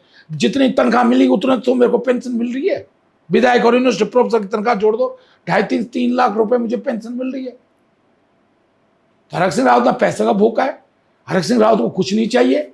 लेकिन अगर एक एम होता है ना, एक जिंदगी का एक एम होता है कि भाई हम कुछ ऐसा करें, जैसे मैं आपसे, आप सतपुली के रहने वाले हैं, एक विजन था ना मेरा कि सतपुली गढ़वाल में जैसे श्रीनगर एजुकेशन हब है, उसी तरह मैं एजुकेशन हब किसको बनाऊं, सतपुली को बनाऊं। मैंने डिग्री कॉलेज खोला, मैंने पॉलिटेक्निक खोला, मैंने ITI खोला, मैंने जवाहर नवोदय विद्यालय ले गया वहां। लेकिन जो मैं कर गया, मुझको बता दो उसके बाद क्या कर दिया। मैंने जयरे खाल डिग्री कॉलेज PG करा। मैंने श्रीनगर में, मैं जानता हूं मैंने तिवाड़ी से किस तरह लड़ी श्रीनगर मेडिकल कॉलेज के लिए। और जब मैं 2012 मेडिकल एजुकेशन था, दून मेडिकल कॉलेज में दिनेश अग्रवाल जी तैयार नहीं थे कि दून हॉस्पिटल महिला हॉस्पिटल मत मिलाओ। आज कोविड के समय में सबसे ज्यादा इलाज जो है दून मेडिकल कॉलेज ने किया है। मैंने अल्मोड़ा मेडिकल कॉलेज गुलाम नबी से 180 करोड़ रुपए लेके आया अल्मोड़ा मेडिकल कॉलेज के लिए, अल्मोड़ा मेडिकल कॉलेज बनाया। तो नर्सिंग काउंसिल बनाई, पैरामेडिकल काउंसिल बनाई, उत्तराखंड मेडिकल यूनिवर्सिटी बनाई। कोई तैयार नहीं था, मुख्यमंत्री से लेकर चीफ सेक्रेटरी से फाइनेंस सेक्रेटरी तैयार नहीं था। तो एक खुशी होती है ना, आज रिवर राफ्टिंग होती है कौड़िया से ऋषिकेश तक। जितनी ऋषिकेश और तपोवन मोर के रहते होटल यात्रा से नहीं चलते हैं, रिवर राफ्टिंग से चलते हैं। एक दिन सुबोध उनियाल जी कह लेंगे मैंने कब कराया है तुमने बताओ। मैं जब 91 में टूरिज्म मिनिस्टर था, मैं पौड़ी से देहरादून आ रहा था। मुझे 82 में एक चौहान ढाबा है, रेस्टोरेंट है, मैं उसमें मेरा विद्यार्थी भी रहा वो, मैं नाश्ता करने के लिए उसमें रुक गया। सब वो जोश जी सब लोग होटल वाले आ गए कि साहब ये अंग्रेज जो है रिवर राफ्टिंग के नाम पर नदी किनारे नंगे पड़े रहते हैं। हमारी बहू बेटियां पानी घास लकड़ी के लिए जाते हैं, बकरियों के साथ जाते हैं, गाय के साथ जाते हैं, पानी पीने के लिए नदी जाते हैं, तो ये नंगे पड़े रहते हैं। हम इन पर पथराव करते हैं, ये पौड़ी सीमा में चले जाते हैं। पौड़ी लोग पथराव करते हैं, ये टिहरी सीमा में आ जाते हैं। मैं उसी दिन घंटाघर PWD बंगले में आया। मैं कमिश्नर पांगती उस समय कमिश्नर भी थे और डायरेक्टर जनरल टूरिज्म भी थे। मैंने उनको बुलाया, एक लखनऊ से ट्रांसफर हो गए असिस्टेंट डायरेक्टर द्विवेदी जाए, तो उनको बुलाया। उसी दिन मैंने गढ़वाल विकास निगम से कौड़िया में मैंने गढ़वाल विकास टूरिस्ट बंगले का निर्माण की स्वीकृति करवाई और मैंने कहा इसकी लाइसेंस व्यवस्था करो रिवर राफ्टिंग की, जिससे उत्तराखंड के लोगों के नाम पे लाइसेंस करो, उत्तराखंड के लोगों को रोजगार मिलेगा, प्रदेश को टूरिज्म विभाग को जो है पैसा मिलेगा और इस पे एक नियंत्रण रहेगा कि कोई असली लागत अगर नदी के किनारे करेगा तो हम उसका लाइसेंस रिवर राफ्टिंग करने का उसका लाइसेंस कैंसिल कर देंगे। तो मैंने रिवर राफ्टिंग शुरू कराया। आज अगर आप देखोगे तो बिजनेस हुआ। नौकचताल में कुछ था ही नहीं, नैनीताल में था। नौकचताल मैंने पहले सबसे पहले कुमाऊं विकास निगम टूरिस्ट बंगला बनाया। खिरसू में कुछ नहीं था, मैंने खिरसू में टूरिस्ट बंगला बनाया। मैंने लखनऊ में पतंग महोत्सव शुरू कराया। आगरा में ताज था, कोई 5 स्टार रूम नहीं था, मैंने आगरा में ताज महोत्सव शुरू कराया। मैंने सहारनपुर में आमरू महोत्सव शुरू कराया। मैंने इलाहाबाद में नौकायन महोत्सव शुरू कराया। अयोध्या में धर्मशालाएं थी, कोई होटल नहीं था, मैंने यूपी टूरिज्म का टूरिस्ट बंगला वहां अयोध्या में बनाया। मैंने बहुत पर डेवलप किया जापान गवर्नमेंट के सहयोग से। तो मैं इस बात को इसलिए कह रहा हूं कि विजन होना चाहिए ना।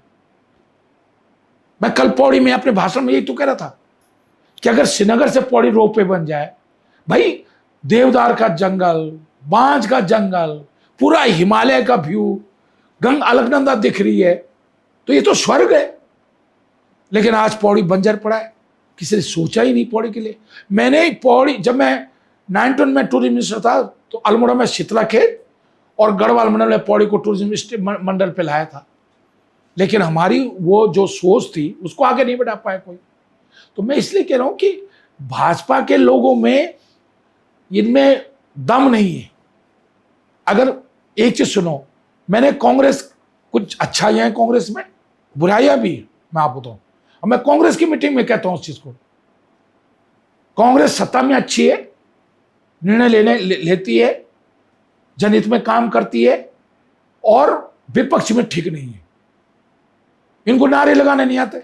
ये सोचते हैं यार हम तो इतने साल में 70 साल सरकार में रहे, मैं तो बहुत साफ हूं, मैं भी कुर्सी बैठूंगा तो मैं आपको लगे यार इस अच्छा मंत्री कोई नहीं, और मैं कुर्सी से हटता हूं तो मैं भूल जाता हूं मैं मंत्री हूं क्या हूं, मैं 65 साल का हो गया क्या हो गया, मैं वही छात्र नेता हूं वाली नेतागिरी करता हूं। विपक्ष में तो भाई अगर हम विपक्ष में तो आक्रामक होना पड़ेगा, जनता के मुद्दों के लिए लड़ना पड़ेगा। मैं आज आपको बता रहा हूं, मैं जो काम सत्ता में रह के नहीं करा सकता हूं वो काम विपक्ष में रह के करा लेता हूं, क्योंकि सब गुंडाधिकारी डरते हैं, वो सोचते हैं यार ये मेरी हमारी राष्ट्र में न बैठ जाए, नहीं काम करेगा दूसरे दिन खिलाफ उसके खिलाफ धरना प्रदर्शन शुरू कर देंगे, जीना मुश्किल कर देंगे।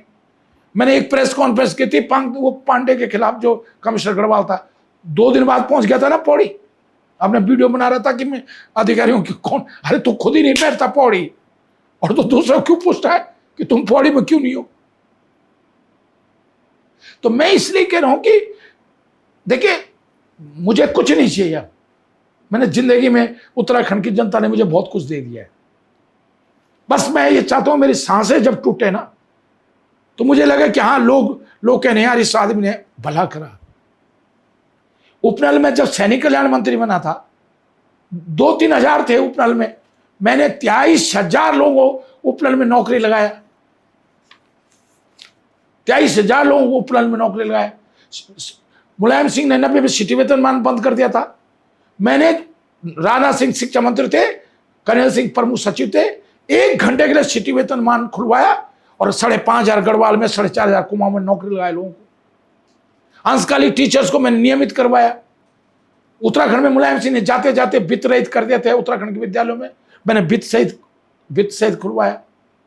तो मैं इसलिए कह रहा हूं कि उत्तराखंड में कृषि मंत्री रहा, आज अगर ऑर्गेनिक और सीड सर्टिफिकेशन 200-250 लोग देखोगे तो मैंने लगाया नौकरी, ऑर्गेनिक बोर्ड में मैं नौकरी लगाया, मंडी में लगाया, मेडिकल यूनिवर्सिटी में अगर आप जाओगे तो जितने वहां बाबू चपरासी आपको मिलेंगे तो कहेंगे हरक सिंह जी लगाया। तो मैंने अपने बेटे अपने भाई को तो नहीं लगाया ना, जिनमें क्षमताएं थी, जिनमें योग्यताएं थी और जो कुछ अच्छा कर सकते थे तो उनको आज रोजगार देने का काम किया। तो भाई एक चीज सुनो, हम मंत्री क्यों बनते हैं, हम सरकार में क्यों बनते हैं, केवल गाड़ी के लिए, घोड़े के लिए, गनर के लिए, सुरक्षा के लिए? क्या इसके लिए हम मंत्री बन रहे हैं, इसके लिए हम सरकार में आ रहे हैं? जो अधिक देखो मेरे गांव में एक बौड़ा जी थे, आईएएस थे, वो तो गांव में कुछ नहीं करा पाए ना, वो तो नहीं करा सके। बलोड़ी गांव के, हमारा गांव एक था उस समय, एक ही ग्राम सभा थी, वो तो कुछ नहीं करा सकते थे। लेकिन एक नेता अपने गांव, जिस जन्मभूमि में आज मैंने श्रीनगर मेडिकल कॉलेज बनाया, मैं अभी श्रीनगर में गया था, मैंने श्रीनगर तहसील हरक सिंह बनाई, सीएम कोड हरक सिंह बनाया, गढ़वाल विश्वविद्यालय सेंट्रल हरक सिंह विश्वविद्यालय तो मैंने नहीं बनाया, लेकिन सेंट्रल विश्वविद्यालय अर्जुन सिंह जी से मैंने बनवाया, मेडिकल कॉलेज मेरे बनाया, सिरकोट पंप योजना मेरे बनाई, खिरसो पंप योजना मेरे बना रखी है। अगर आप भैरवगढ़ के लोगों से पूछना, आप द्वारिखाल के लोगों को किसने बनाई, 90 करोड़ के भैरवगढ़ पंप बने, गैंडखाल पंप योजना मेरे बना रखी है। अगर आज कोटद्वार से चलोगे आप और करंट फैक्ट जाओगे तो आपको पार्टी स्टैंड से लेकर अमोठा पार्टी स्टैंड, सिरकोटकाल से अमोठा, सिरकोटकाल एकेश्वर से पार्टी स्टैंड, जो पूर्व प्रमुख बलवीर सिंह गोसाई जी रहे, ये ज्वाला देवी के सामने, परसुनखाल के सामने से सड़क जनता देवी, आप उधर सिरकोटकाल से माया गोसाई के गांव होते हुए रीठाखाल सड़क, उधर एकेश्वर से रीठाखाल सड़क, उधर जनता देवी से रीठाखाल सड़क। मैंने जो पहले सड़क चौबटा खाल के लिए थी उससे मैंने दोनों तरफ सड़क निकाली। ऐसे मैंने जेरी खाल में किया, ऐसे मैंने कलजी खाल में किया। ये तीरथ सिंह रावत का गांव सड़क नहीं थी, सागने खेत होके घंडियाल के लिए जब जाते हैं तो सागने खेत होते हुए और तीरथ सिंह रावत शीरों होते हुए भेटी सड़क से जोड़ा मैंने। असवाल से मिर्चोड़ा तक सड़क थी, ये नहीं ये नैन गांव तक सड़क थी, ये खनुड़ी के ससुराल जहाँ नैनवाल रहते हैं, मिर्चोड़ा में सड़क ले गया, मिर्चोड़ा की सड़क आगे बढ़ाई। तो मैं इस पटवाल से मैं सड़क मैंने बना रखी है। आप नाशहर से लेकर और जहाँ ये इनके जो डोभाल जी का गांव है वहां होते हुए और वो सड़क मेरी बना रखी है। गगवार से में केवल गगवार से उसको ये डोवाल जी गांव होके आगे सड़क मैंने बना रखी है। तो मैं इसलिए कह रहा हूं कि भाई हमने काम किया है इस प्रदेश के अंदर। अच्छा सर, कुछ रैपिड फायर क्वेश्चन भी हैं आपके लिए, एक एक शब्द में आप जवाब दीजिएगा। अभी तक के बेस्ट सीएम आप किसे मानते हैं उत्तराखंड का अभी तक का? काम के मामले में नंदा तिवारी जी। ठीक। अच्छा, इस बार कांग्रेस कितनी सीट जीतेगी? आप मैथमेटिक्स 40 सीट सरकार बन रही है मतलब। बीजेपी में सबसे अच्छा नेता कौन लगता है आपको? देखिए, सज्जनता के रूप में कोश्यारी जी को मैं बहुत इज्जत देता हूँ और वो बहुत अच्छे आदमी थे। खनौड़ी जी भी बहुत अच्छे थे, मतलब कुछ पॉलिटिकली तो नहीं कह सकता, लेकिन एज ए इंसान वो बहुत अच्छे इंसान थे। कांग्रेस को इस चुनाव में किसे मुख्यमंत्री के चेहरे के रूप में उतारना चाहिए? देखिए, ये तो तय पार्टी हाईकमान करेगा। ये आपको क्या लगता है फिर भी? नहीं, देखिए, मैं इसमें पचड़े में नहीं पड़ता हूँ। अच्छा, हरक सिंह रावत किस सीट से लड़ेंगे? मैंने अभी तय नहीं किया है, फिर भी कोई मैं पार्टी से कह रहा हूँ। कोई 2-4 सीटें आपके मन में चल रही मुझे हो? पार्टी जो मैंने अभी माने पार्टी हाईकमान से कहा है और अपने प्रभारी से कहा है कि आप तय कर दो। मैंने गणेश गोदाल से कहा, आप तय कर दो कि भाई इस सीट से लड़ो, जिस सीट से आप बोलोगे मैं। आपकी कोई डिमांड नहीं है? फिर भी मन नहीं, मैंने पार्टी पे छोड़ दिया। आप मुझे कोई सीट दे दो। खैर, आपका तो रिकॉर्ड रहा है। इसलिए नहीं, मैं देखो, मैं ये नहीं करूँ, मैं बहुत अभी मैं उत्तरकाशी गया, वहां लोग नहीं, यहाँ लड़ो। मैं अभी टीरे गया, बहुत जुलूस निकल रहा था, विक्रम नेगी सब लोग थे, यशपाल आर्य गोदयाल जी थे, वहां लोग नारे लगा लगे यार टीरे का विधायक कैसे जैसे। देवप्रयाग के लोग कह रहे यहाँ लड़ो, रुद्रप्रयाग कह रहे यहाँ लड़ो। मैं ये अपना अभी चौकटा काल गया तो वहां कह रहे यहाँ लड़ो। कोटद्वार में आप विश्वास करोगे नहीं करोगे, इतना लोग कह रहे हैं कि कोटद्वार लड़ो। तो यमकेश्वर लोग कह रहे हैं यमकेश्वर लड़ो। यमकेश्वर में तो कभी जीती नहीं है कांग्रेस। हाँ, तो वो देखिए, मैं इसलिए नहीं कह रहा हूँ, लेकिन मुझे अच्छा लगता है जब लोग मुझसे कहते हैं कि भाई, मुझे घमंड नहीं है इस बात का। लेकिन अगर आज लोग कहते हैं, और अब तक इतिहास भी रहा, देखो आगे क्या इतिहास उठा के देखेंगे तो आप पौड़ी से, लैंसडाउन से, रुद्रप्रयाग से, कोई ये भी नहीं कह सकता मैं एक विधानसभा से 2 बार नहीं जीतता हूँ। मैं पौड़ी से भी 2 बार जीते, लैंसडाउन से भी 2 बार जीते, और ज्यादा वोट से जीता मैं लैंसडाउन दोबारा। अगर मैं काम नहीं किया होता मैंने वहां, तो 2007 में ज्यादा वोट से नहीं जीता ना जी। अच्छा, एक सवाल सर और है। हरक सिंह रावत जब गांव जाते हैं तो लोग कहते हैं कि डांस भी करते हैं, उनमें देवता भी आ जाता है। हरक सिंह का फेवरेट सिंगर कौन है? देखिए, मैं एक ईमानदार से बताऊं जी, मैं तो देखो पहले बचपन में तो बेडो पाक्यो 12 मास, मुझे ये भी नहीं पता किसने गाया वो गीत। वो कुमाऊनी था, अब पता था मैं कुमाऊनी गीत है वो। लेकिन बचपन में उस गीत को बहुत पसंद करता था मैं, आ जाऊँ तो। अब क्योंकि अब हमारे यहाँ गढ़वाल में तो नैन्सी नेगी जी हैं, जो क्योंकि नैन्सी जब मैं मंत्री था 91 में जी, तो नरेंद्र सिंह नेगी सहायक सूचना अधिकारी पौड़ी में थे जी। तो वो मेरे साथ दौरे में बहुत चलते थे।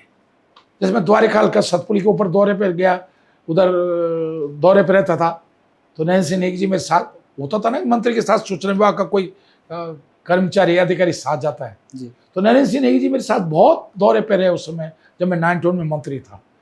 तो मैं इसलिए कह रहा हूँ कि हमारी अपनी संस्कृति थी कि मैं देवता दूवता मैं ये नहीं कह रहा हूँ, लेकिन मैं जैसा देश वैसा भेष वाला आदमी ऐसा है। देखिए, हमारी संस्कृति, हमारी रीति रिवाज, देखिए होता क्या, मैं आज बताऊँ, अभी जैसे हमारे घर में आज अन्नप्राश था जी, तो हमने अभी वहाँ नाचे हम लोग, अभी फिर नाचे, वो फिर वीडियो वायरल होगा, मतलब सोशल मीडिया हो गया, 1 लाख तक पहुंच गया।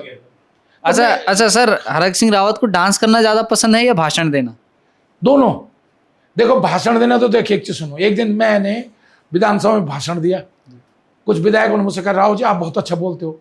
मैंने भाई, संगीतकार को बजाना ना है, गाने वालों को गाना ना है, नेता को भाषण देना है, तो किस बात का नेता? मैं दिल से बोलता हूं।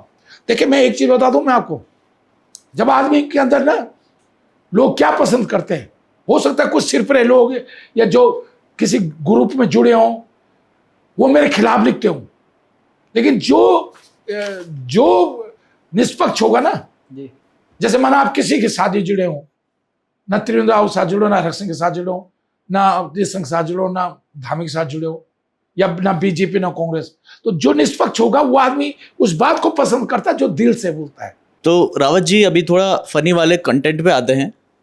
मैं इन्फ्लुएंसर भी हूँ साथ में, और आप इस पे नाराज मत होना, मैं आपकी एक्टिंग भी करता हूँ और काफ़ी लोगों को पसंद आती है, तो उसमें काफ़ी लाख्स में व्यूज़ जाते हैं। तो आपको मैं दिखा दूँ कि कौन सी वाली वीडियो है, और लोगों ने बहुत ज़्यादा पसंद की थी। ये आपकी एक्टिंग है जैसे आप नाचते हैं। देखिए अच्छा, हाँ जी जी। जी। तो इस वीडियो पे काफ़ी सारे लोगों के ये सवाल आए कि हरकुदा पे कौन से देवता आते हैं, ये हमको जानना है। मैंने कहा जब मैं मिलूंगा तो तब मैं उनसे खुद पूछूंगा। देखिए, मैं एक बात बताऊं, मुझे खुद नहीं मालूम, लेकिन जब हमारे गांव में पांडव नृत्य होता था और नदी से जब पांडव पूरे जैसे एक सप्ताह 10 दिन 15 दिन पांडव नृत्य चलता था, एक दिन ऐसा होता था कि नदी से अलकनंदा नदी से नहा के सब लोग आते थे, हमारे चौक में आते थे। तो पहली बार वैसे तो पांडव नृत्य में हम हमेशा ही नाचते थे, लेकिन वैसे नाचना, वैसे पांडव नृत्य में नाचना, और उस दिन कुछ अजीब सा, मतलब मुझे खुद नहीं महसूस हुआ, खुद अपना में ऐसा हुआ कि मुझे ऐसा लगा कि जैसे कि एक ऐसी शक्ति या एक मैं ऐसे उसमें पहुंच गया। और फिर कई बार जब इस तरह ढोल दमाव बजते हैं और मैं उस लय में खो जाता हूँ, तो फिर मुझे अंदर एक कुछ समय के लिए ऐसा लगता है कोई शक्ति सी मेरे अंदर प्रवेश कर गई है, और वो भाव भी उस तरह का होता है। अच्छा, लोगों ने बोला तो होगा कि भैरव आ रहा, नरसिंगार आया, नाग आ रहा। मुझे लगता है घंडियाल देवता, क्योंकि अच्छा। मैं घंडियाल देवता, मेरे माँ की ओर से भी घंडियाल देवता है, और मिसेज की ओर से, दीप्ति की ओर से भी वो भी घंडियाल देवता के उपासक हैं। और मैंने अपने घर में भी सिरकोट गंगनाली में आदि शंकराचार्य जी, स्वरूपानंद जी ने उसका उद्घाटन किया था। मैंने अपने घर पे सिरकोट गंगनाली में छोटा सा मंदिर बनाया, और 3 दिन शंकराचार्य जी उस में रहे, और मुझे एक सचमुच भी अनुभव है।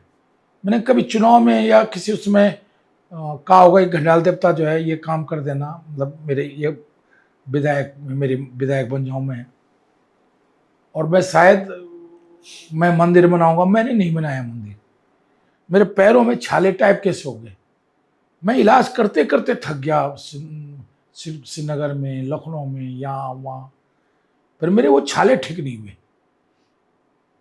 फिर मेरे मन में एक दिन मेरी माँ जी ने कहा कि तूने घंडियाल देवता में वो लिया, कहा था कि मैं मंदिर बनाऊंगा।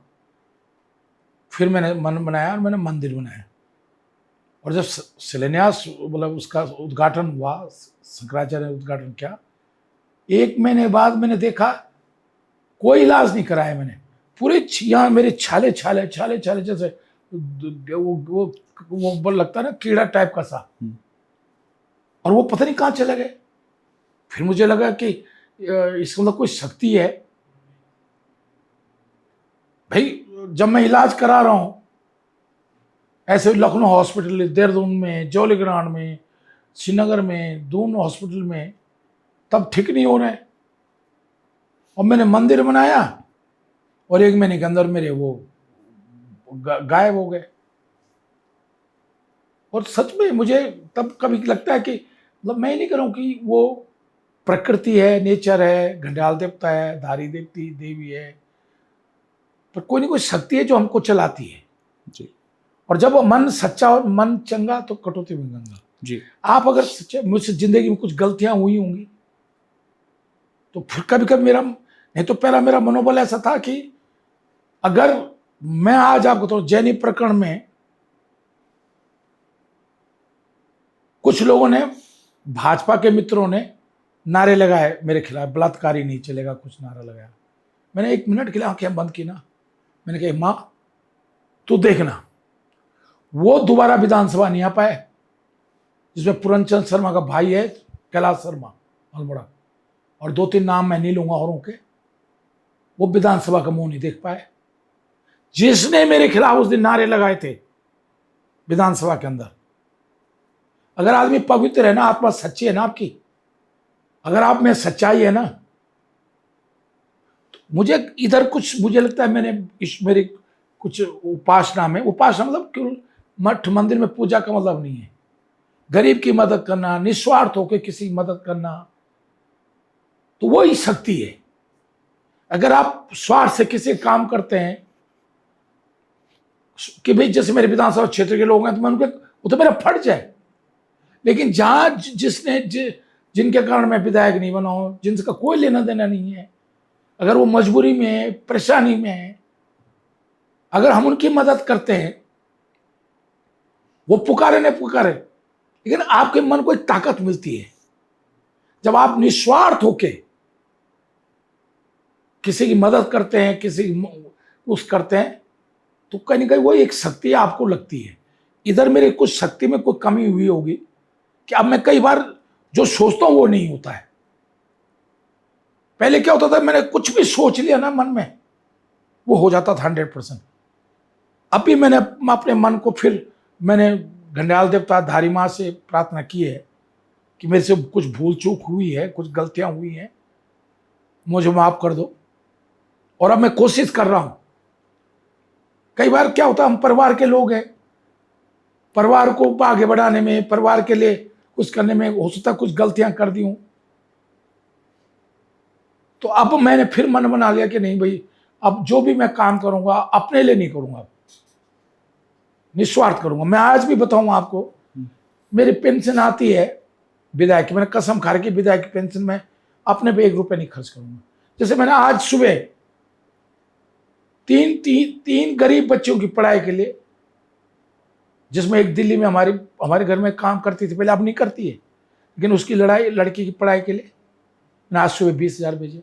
एक कोटद्वार की कोई वो लड़की और लड़के के लिए 20,000 उसको भेजे, क्योंकि मैंने उनसे कहा भाई तुम्हारे बच्चे अगर अच्छे पढ़ने में होशियार होंगे तो मैं मदद करूंगा। आज मैंने देहरादून में किसी के 2 बच्चों की पढ़ाई के लिए 20,000 भेजे। 60,000 रुपये अभी मैं दिखाऊंगा गूगल पेमेंट में, सुबह मैंने भेजा है। विधायक की 6 बार की पेंशन आती होगी, एक ही बार की? ऐसा होता है कि एक बार में 1 दिन से लेकर 1 साल तक अगर आप विधायक बने तो 60,000 मिलेगा।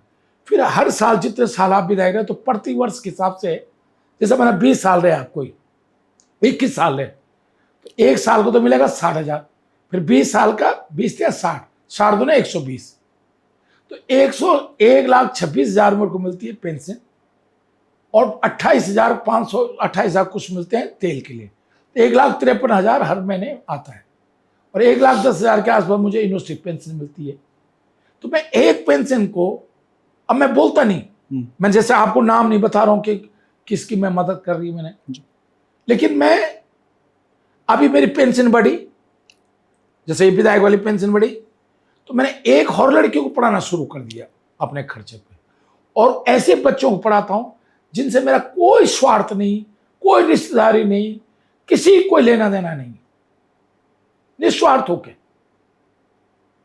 अगर आपका स्वार्थ है, माना कोई आपकी रिश्तेदारी में है, कुछ है, तो स्वार्थ हो गया ना, भाई है, बहनों के बच्चे हैं, तो स्वार्थ हो गया। ऐसे लोगों को जहां मुझे लगता है कि यार ये इसकी कोई मदद करने के लिए तैयार नहीं, ये बच्ची होशियार है, पढ़ने में होशियार है,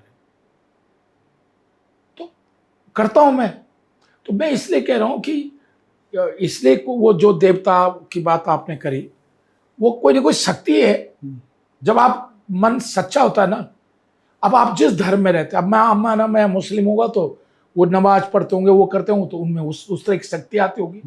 कोई क्रिश्चियन होगा तो देखो, ये तो आस्था है ना, ये तो आस्था है। अच्छा, मेरा आखिरी सवाल है, मैं पोखरी से हूं तो वहां की हम बात करेंगे।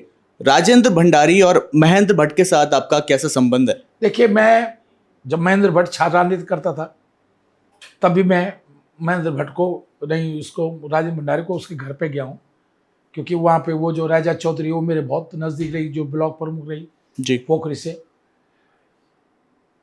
उसके बाद मैं वहाँ भी गया हूँ। मैं जब वो जिला पंचायत का चुनाव तिवारी जी के समय में 2003 या 4 में, तो पिंडर घाटी के सदस्य उनके साथ नहीं थे, मेरे साथ थे, मेरे परिचित थे, तो मैंने उस समय जिला पंचायत के अध्यक्ष बनाने में उनको मदद करी थी। लेकिन 2012 में टिकट दिलाने में मैंने मदद करी, और एक पत्रकार, मैं नाम नहीं लूंगा उस पत्रकार का, देहरादून का उस समय एक बड़ा बड़ा चैनल में, वो यहाँ देहरादून में पत्रकार था, उसने मुझसे सिफारिश करी कि नहीं राजीव भंडारी को टिकट दो बद्रीनाथ से। मैंने टिकट दिलाने में मदद करी, लेकिन वो व्यक्ति मतलब जैसे आदमी होना चाहिए ना कि कोई आपकी मदद करे तो आप उसको पूरे जीवन भर ना भूलो, लेकिन वो व्यक्ति भूल जाता है।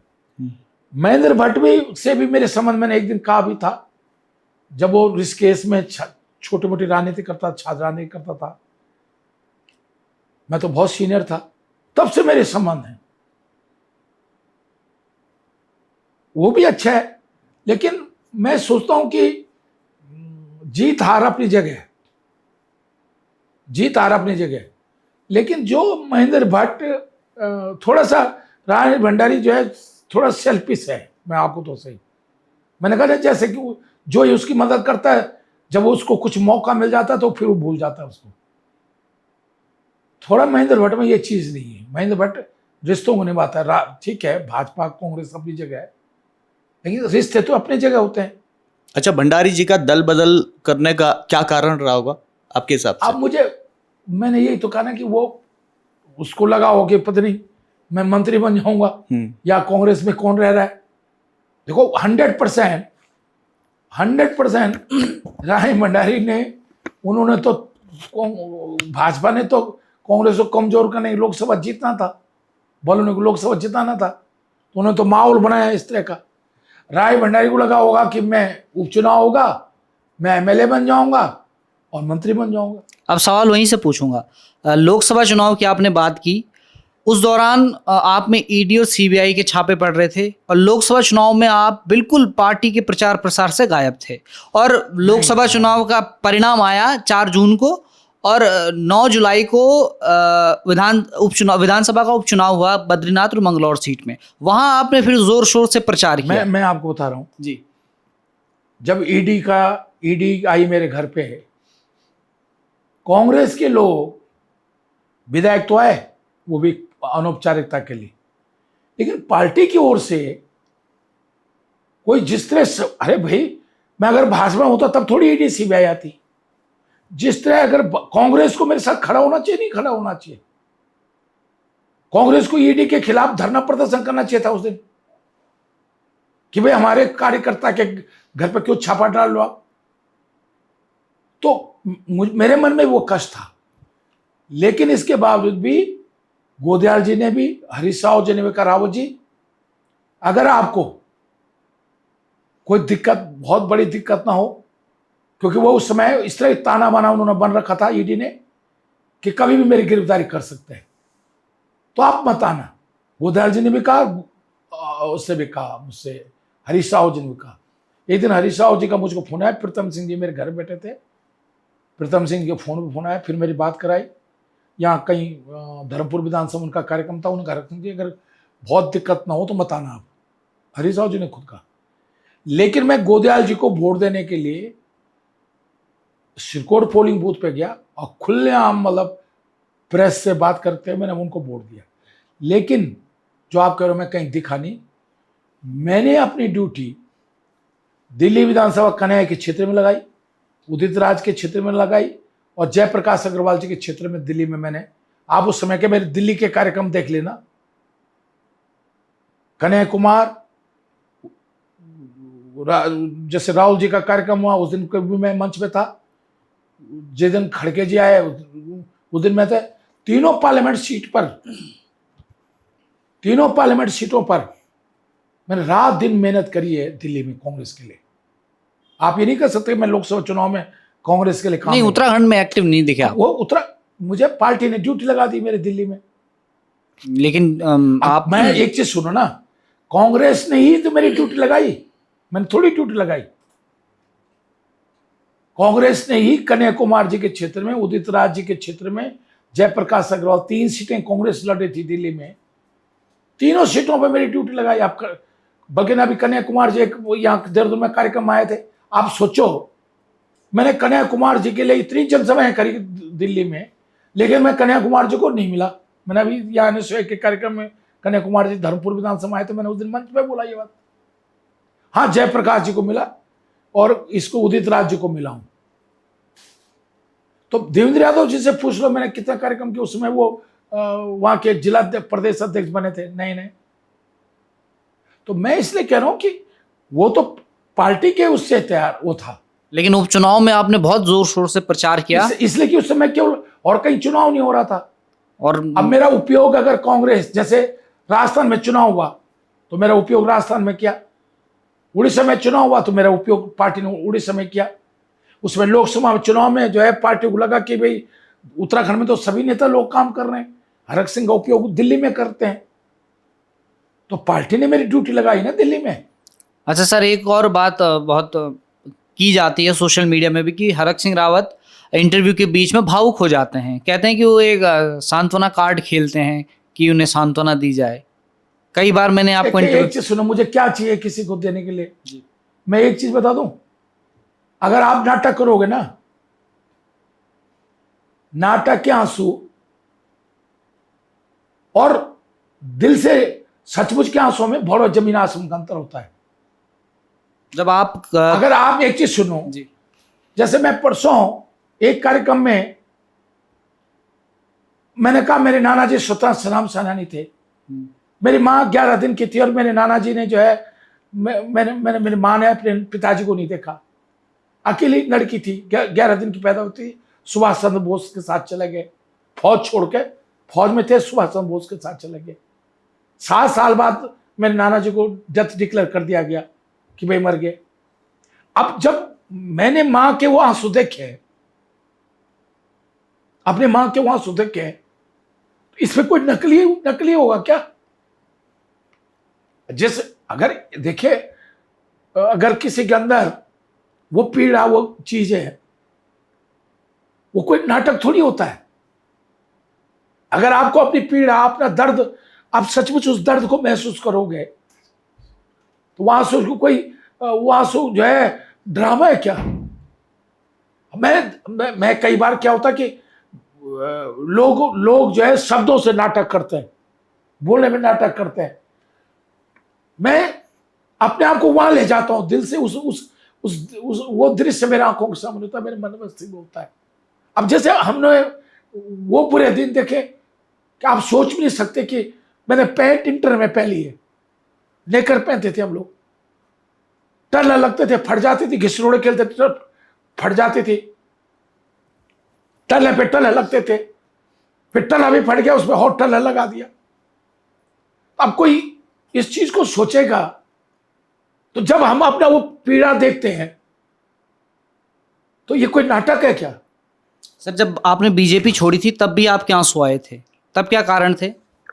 इसलिए थे कि मैं छोड़ नहीं रहा था। भाई अमित शाह जी ने मुझसे कहा था, हरक सिंह तेरी मेरी दोस्ती नहीं टूटनी चाहिए।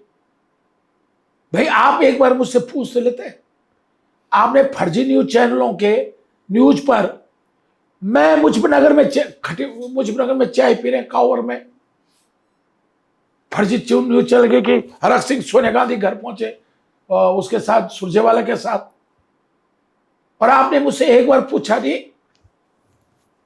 दिल्ली में मुख्यमंत्री के फोन आ रखे थे मेरे मोबाइल पे, मेरे घर में बिजली चली गई थी दिल्ली में, मैं बिजली ठीक कराने में वो इलेक्ट्रिशियन के साथ नीचे खड़ा था, मैं मोबाइल को देख नहीं पाया, मैंने सोफे मोबाइल रखा था। जब आया तो 8 फोन आ रखे थे, मैंने फोन किया मुख्यमंत्री को, उन्होंने कहा आप अमित शाह जी फोन को, तब जब अमित शाह जी फोन करने लगा तब उन्होंने न्यूज चल गई, आज तक वाला फोन आया कि आपको तो पार्टी मुख्यमंत्री पद से हटा दिया गया। तो भाई मैंने कहा एक बार पूछ लेते, अगर मुझे 8 जिस दिन आचार संहिता लगी कोटद्वार में, प्रदेश में आचार संहिता लगी, मेरे देवी वहां उसमें कोटद्वार में मेरा भाषण हुआ, 8-10 हजार लोग थे। अगर मुझे जाना होता तो मैं उस दिन, जिस दिन आचार संहिता लगी उस दिन क्यों ऐसा भाषण देता? तो वो एक दिल की पीड़ा थी मेरे, जो आंखों में आंसू आए वो दिल के निकले कि भाई आप एक बार पूछा भी नहीं आपने मुझसे, एक बार पूछ लेते कि हरक सिंह जी आप सचमुच कांग्रेस में जा रहे हो क्या? मैं चोर उतरे, देखिए मुझे करना होगा तो डंके की चोट पे करूंगा। मैंने 2016 में किया तो डंके की चोट पे किया, हम हरीश भाई से नाराज हो गए थे, सोनिया गांधी से, कांग्रेस से नाराज नहीं हुए थे, हरीश भाई से नाराज हो गए थे। हम दिल्ली गए, हमने पार्टी हाईकमान से बहुत शिकायत करी कि भाई वहां मैं जिस विभाग का मंत्री था कुछ सुनने वाला नहीं था। मेरे अधिकारी को, मेरे सेक्रेटरी को कहा जाता था मुख्यमंत्री को कि भाई जो मुझे जखोली में गाली दे उसको प्रदेश महामंत्री बना दे, जो मुझे गाली दे उसको आप दर्जाधारी मंत्री बना दो।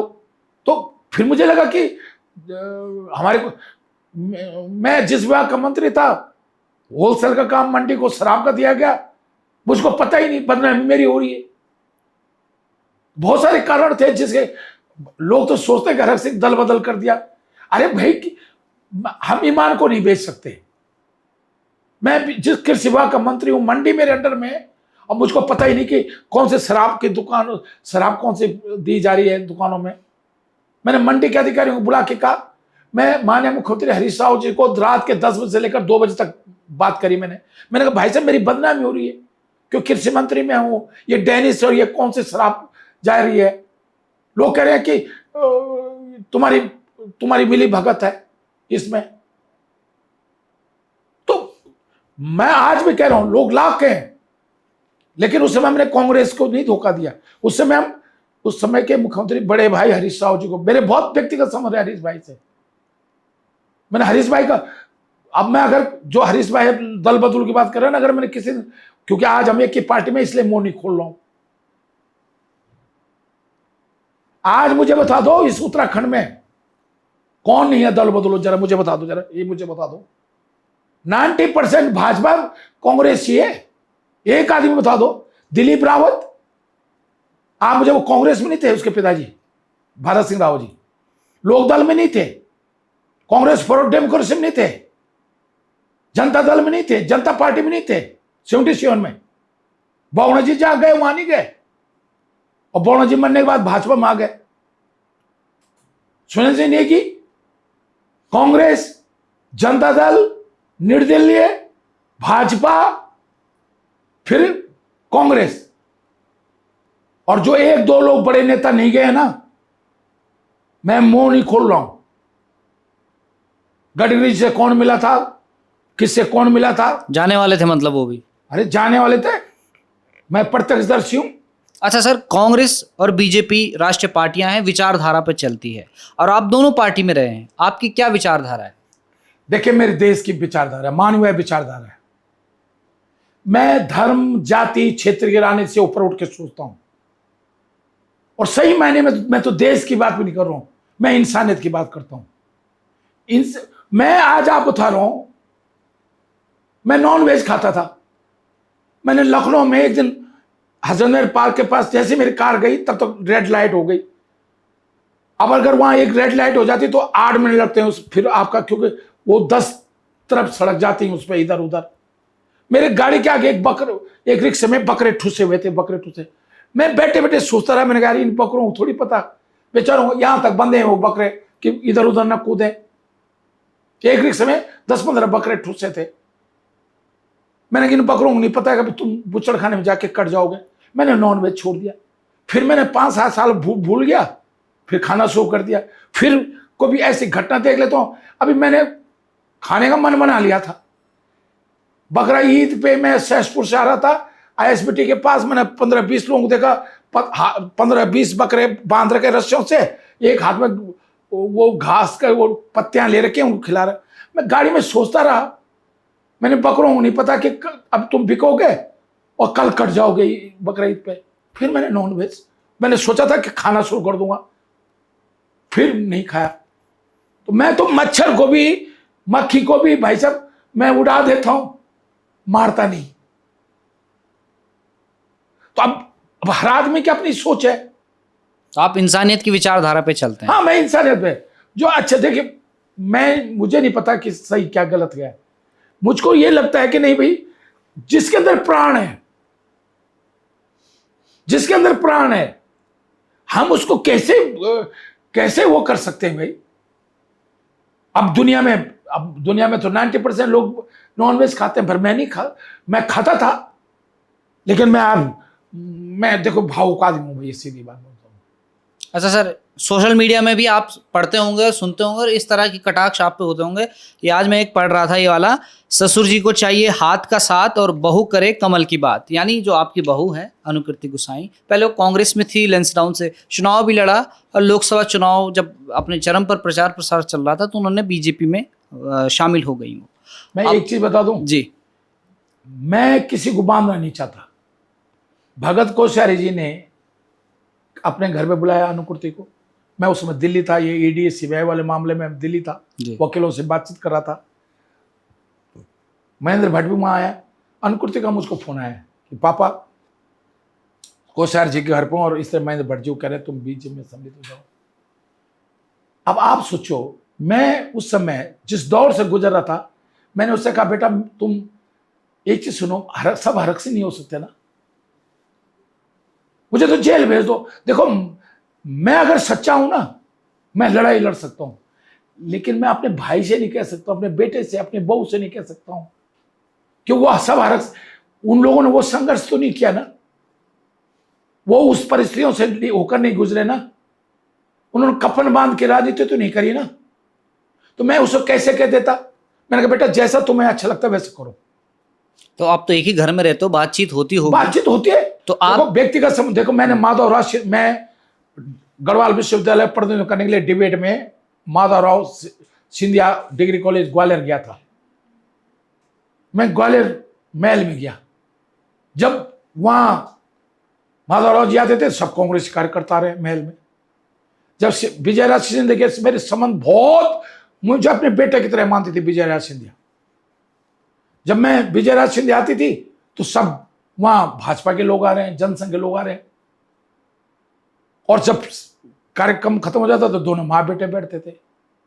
देखिए विचारधारा की लड़ाई अलग है। अब हम अपने बच्चों थे कि मैं आपको कह सकता हूं, हमारा काम है लोगों के सामने कहना कि कौन पार्टी सही है कौन गलत है। जैसे मैं आजकल कह रहा हूं कि भाजपा विपक्ष में सही है, उनको नारे लगाने आते हैं। कांग्रेस विपक्ष में सही नहीं है आप कहते हैं। वो संघर्ष नहीं कर पाते ना, अब कर रही है। कांग्रेस सत्ता में सही है, वो डिसीजन लेती है प्रदेश के। जो तिवारी जी कांग्रेस की सरकार में काम हुए उत्तराखंड में, वो आप नहीं हुए। भाजपा के 15 साल में उतने काम नहीं हुए जितने कांग्रेस के 5 साल में काम हुए। तो मैं इसलिए कह रहा हूं कि उनकी अपनी सोच है, लेकिन मैं एक चीज कह रहा हूं, मेरी अपनी ताकत है ना। जिस दिन मेरी बहू नहीं थी या बेटे नहीं थे, हरक सिंह उस दिन राजनीति कर रहा था। हरक सिंह क्या मैं अपनी बहू की वजह से राजनीति में आया हूं क्या? मेरी अपनी सोच है। और मैं तो आपको भी कह रहा हूं आप हमारे कांग्रेस में आओ। अब ये तो आपकी इच्छा है ना कि आप मेरे कहने से आओ कि नहीं आओ, मैं तो कोशिश करूंगा। अच्छा सर, मैंने ये भी सुना है कि आप हस्तरेखा भी पढ़ते हैं थोड़ा। नहीं, मैं क्या हुआ कि 98 में थोड़ा राजनीतिक दौर में जब मैंने मायावती बसपा के साथ गया, फिर मैं राजनीतिक रूप से थोड़ा सा खराब पोजीशन थी, तो मैंने श्रीनगर में जहां हमारा एक होटल है छोटा सा, तो मैंने टीवी भी नहीं लगा रखा था होटल में, रेस्टोरेंट से वो वहीं घर भी नजदीक था, लेकिन मैं होटल के कमरे में रहता था। तो वो मुझे खाना देता था, नाश्ता देता था। तो मैं 2 चीजें करता था उस समय, क्योंकि हम हिंदी मीडियम का पढ़े हैं लोग जी। हमने 6वीं से अंग्रेजी पढ़ी, A for apples, B for book, C for cat, 6वीं से शुरू किया। तो मेरी मैथमेटिक्स बहुत अच्छी, फिजिक्स अच्छी है, लेकिन हमारी अंग्रेजी उतना अच्छी नहीं थी। साइंस का जब हमारी, जैसे आर्ट्स का विद्यार्थी 9th 10th 11th में अंग्रेजी पे ज्यादा ध्यान देता है, अब साइंस का विद्यार्थी अंग्रेजी और हिंदी पे ध्यान नहीं देता, एग्जाम से 3 दिन पहले पढ़ता है। हम फिजिक्स और केमिस्ट्री में टाइम निकाल देते थे, तो मैथ्स में टाइम निकाल देते थे। तो मैंने उस समय अपनी अंग्रेजी को ठीक करने की कोशिश करी 6 महीने साल मैंने, और ज्योतिष विज्ञान को अध्ययन करना शुरू किया। थोड़ा बहुत तो करते ही हैं सर आप। हाँ, हम करता हूं सर थोड़ा आप देखिए, मैं आज बता रहा हूं, राजयोग है मेरा, नहीं है। देखिए एज तो आपकी जो है, जो देखिए मैं, हाँ मुझे नहीं पता कि हस्तरेखा विज्ञान सही है गलत है। जी जी, थोड़ा बहुत। अगर सही है तो आपकी एज जो है, जो एज है वो 78-80 के आसपास है। जी 2-4 साल ऊपर नीचे हो सकती है, क्योंकि मैं ठीक से नाप नहीं रहा हूं। जी। लेकिन स्वास्थ्य बहुत खराब होगा लास्ट में आपका। जी। बीच में बिल्कुल स्वास्थ्य सही रहेगा, लास्ट के 4-5 सालों में स्वास्थ्य बहुत खराब होगा आपका, जो आपकी रेखा बता रही है। भाग्य रेखा आपकी प्रबल है, लेकिन अब अगर मणिबंध से अगर ये रेखा बिल्कुल यहाँ तक तो फुट गहरी गई है, लेकिन यहाँ तक पूरे यहाँ तक जानी चाहिए थी। अगर यहाँ से यहाँ तक जैसे यहाँ आई है ना, ये मणिबंध से लेकर ये रेखा भाग्य रेखा के, लेकिन यहाँ पे थोड़ा वो नहीं है, हल्की है। हल्की है जी। सूर्य रेखा आपकी है, मतलब नाम तो होगा आपका जी। नाम होगा, मतलब ऐसे नहीं गुमनामी की जिंदगी नहीं जियोगे, नाम रहेगा, लेकिन संघर्ष है। शुक्र आपका बहुत मजबूत है, सुख सुविधाएं रहेंगी। कहां से आएगा क्या आएगा ये तो। सर मैं क्या राजनीति में भी जा सकता हूँ कुछ, देखिए अगर कुछ। देखो राजनीति में 2 चीजें लेते हैं, एक भाग्य रेखा ले जाती है जी। और एक सूर्य रेखा ले जाती है। सूर्य रेखा है आपकी जी। बहुत मजबूत तो नहीं कह सकता मैं, लेकिन सूर्य रेखा है, मतलब ये आगे नाम होगा, मतलब गुमनामी की जिंदगी नहीं दो जियोगे। ये है पारिवारिक जीवन आपका जो है। अब मैं कुछ चीजें नहीं बोल रहा हूँ सर, बता दीजिए। अब ये मुझे नहीं पता। अच्छा, मेरा भी बता दीजिए। मैं भी बाद में फ्लेक्स करूंगा। ये मैं इसलिए कह रहा हूँ कि आपकी रेखा में 2 रेखाएं दिखा रही हैं। 2 शादियां हैं, मतलब शादियां, मतलब ये किसी से, देखो ये शादी का तो क्या को दिली रिश्ता 2 जगह रहेगा आपका। अब ये कब खत्म होगा पता नहीं, मुझे नहीं पता, बाकी तुम जानो तो। अच्छा, मेरा भी बता दीजिए, मैं भी फ्लेक्स करूंगा कि रावत जी ने मेरी रेखा देखी। शुक्र आपका बहुत अच्छा तो नहीं है, लेकिन खराब भी नहीं है जी। मतलब सुविधाएं रहेंगी आपको, धन दौलत सुविधाएं, इनकी तरह तो नहीं, मेरी तरह। देखो मेरा शुक्र पर्वत देखो कितना बड़ा है। अच्छा, मेरा देखो मेहनत करेगा तो हाथ की लकीरें बनेंगी। हाँ। भैया मुझे बोलना नहीं चाहिए, लेकिन स्वास्थ्य में आपका जो है ना 45 साल के आसपास उम्र में 2-4 साल ऊपर नीचे बहुत स्वास्थ्य में प्रॉब्लम आएगी आपकी। अच्छा। आपकी रेखा के दृष्टिकोण से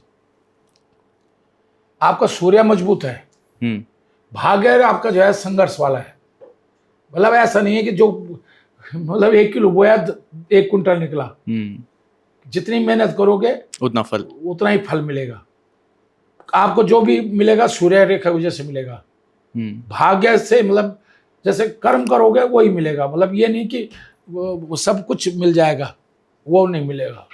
जो आपकी रेखा है, मैं मुझे नहीं मालूम। देखो मैंने जो अध्ययन किया है, बहुत गहन अध्ययन किया। मैं तो इवन की जो ये जो था ये उनका महाराष्ट्र के देवेंद्र बाला साहब देवराज। अच्छा, बाला साहब ठाकरे जी। तो जब वो ऐसे करके भाषण करते थे, मैं उनकी हस्तरेखा देखता था, अध्ययन करता था। जो मैंने हस्तरेखा विज्ञान को सीखा, अध्ययन किया, फिर मैं उनकी रेखा देखता था। कोई भिखारी मेरे यहाँ आता था, फिर मैं देखता था उसके हाथ को, उसको नहीं पूछता था कि मैं हाथ देख रहा था, जस्ट भीख दे रहा हूँ, हाथ क्यों करता था, मैं उसका देखता था। एक बार मैंने रोमोला सकलचंद रोमोला विजय भवन का चुनाव, जब 98 में वो चुनाव हार के टीरी से, हम फॉरेस्ट बंगले में बैठे थे यहाँ, उन्होंने मुझे ऐसी चर्चा हुई, 20-25 विजय भवन में मिसेज बैठी थी, चर्चा हुई, तो उन्होंने मुझे, किसी ने कहा आपको हाथ देखना था, उन्होंने मुझे हाथ दिखा दिया। मैंने कहा 40 साल की उम्र के आसपास आप बहुत स्वास्थ्य में आपकी जो है बड़ी मैंने ये नहीं कहा कि आप पागल हो गए थे, मैंने कहा मानसिक रूप से आपका मानसिक रूप से कोई प्रॉब्लम आई थी। अरे उन्होंने कहा कैसी बात कर दी आपने, मैं तो ऐसा पागल हो गया था कि लोग मुझे कमरे में बंद करते थे कि कहीं मैं कुछ अपना सिर न तोड़ दूं या किसी को सिर न तोड़ दूं। तो कुछ चीजें अब तक मैंने जिसके बारे में जो बोला है मेरा अपना अध्ययन है, मुझे ये नहीं पता कि 100% ये सही है। चलिए सर, आखिरी सवाल। गणित आपकी बहुत मजबूत है, आपने बता दिया कांग्रेस को 40 सीटें आ रही है, यूकेडी और बीजेपी को कितनी सीट आएंगी ये बता दीजिए। देखिए यूकेडी अभी मैं ईमानदार से बताऊं, अचानक थोड़ा सा यूकेडी तो पहले बहुत खराब हो गई थी स्थिति, थोड़ा सा जोश दिख रहा है, नौजवान जो पीढ़ी आई है, लेकिन यूकेडी अभी किसी बहुत 1 या 2 सीटों पर ऐसी स्थिति में आएगी, मैक्सिमम 3 सीटों पर ऐसी स्थिति में आएगी जहां जीत और टक्कर की स्थिति में। बीजेपी को कितनी सीटें? देखिए बीजेपी आज जो है ना, मेरे दृष्टिकोण से 20 और 25 सीटों के बीच में आएगी आज के दृष्टिकोण से। बहुत बहुत शुक्रिया सर हमसे बातचीत करने के लिए। तो आपने सुना उत्तराखंड के पूर्व मंत्री डॉक्टर हरक सिंह रावत को, जो फिलहाल कांग्रेस पार्टी के कद्दावर नेता हैं, चुनाव प्रबंधन समिति के अध्यक्ष हैं और बड़ी जिम्मेदारी उनके कंधों पर है, क्योंकि 2027 का विधानसभा चुनाव अब ज़्यादा दूर नहीं है। लगातार प्रचार प्रसार हो रहा है। परिवर्तन संकल्प सम्मेलन कांग्रेस कर रही है और हरक सिंह रावत उसमें भी काफ़ी एक्टिव नजर आ रही हैं। अब देखना ये है कि इसका फ़ायदा क्या उन्हें चुनाव में होता है या नहीं होता। आज हमने हरक सिंह रावत से बातचीत की, उनकी राजनीतिक जो जर्नी रही है, जो यात्रा रही है, उस पर उन्होंने किस्से सुनाए। इस दौरान वो भावुक भी हुए, साथ साथ कुछ हंसी मजाक के सवाल उनसे पूछे गए। उन्होंने बताया कि जब वो स्टेज पर नाचते हैं या भाषण देते तो उन्हें कैसा एहसास होता है। आपको ये पूरी बातचीत कैसी लगी हमें कमेंट में ज़रूर बताएं, और अगले हफ्ते किसी नई हस्ती के साथ आपसे मुलाकात फिर होगी। तब तक के लिए आप देखते रहें हिलमेल।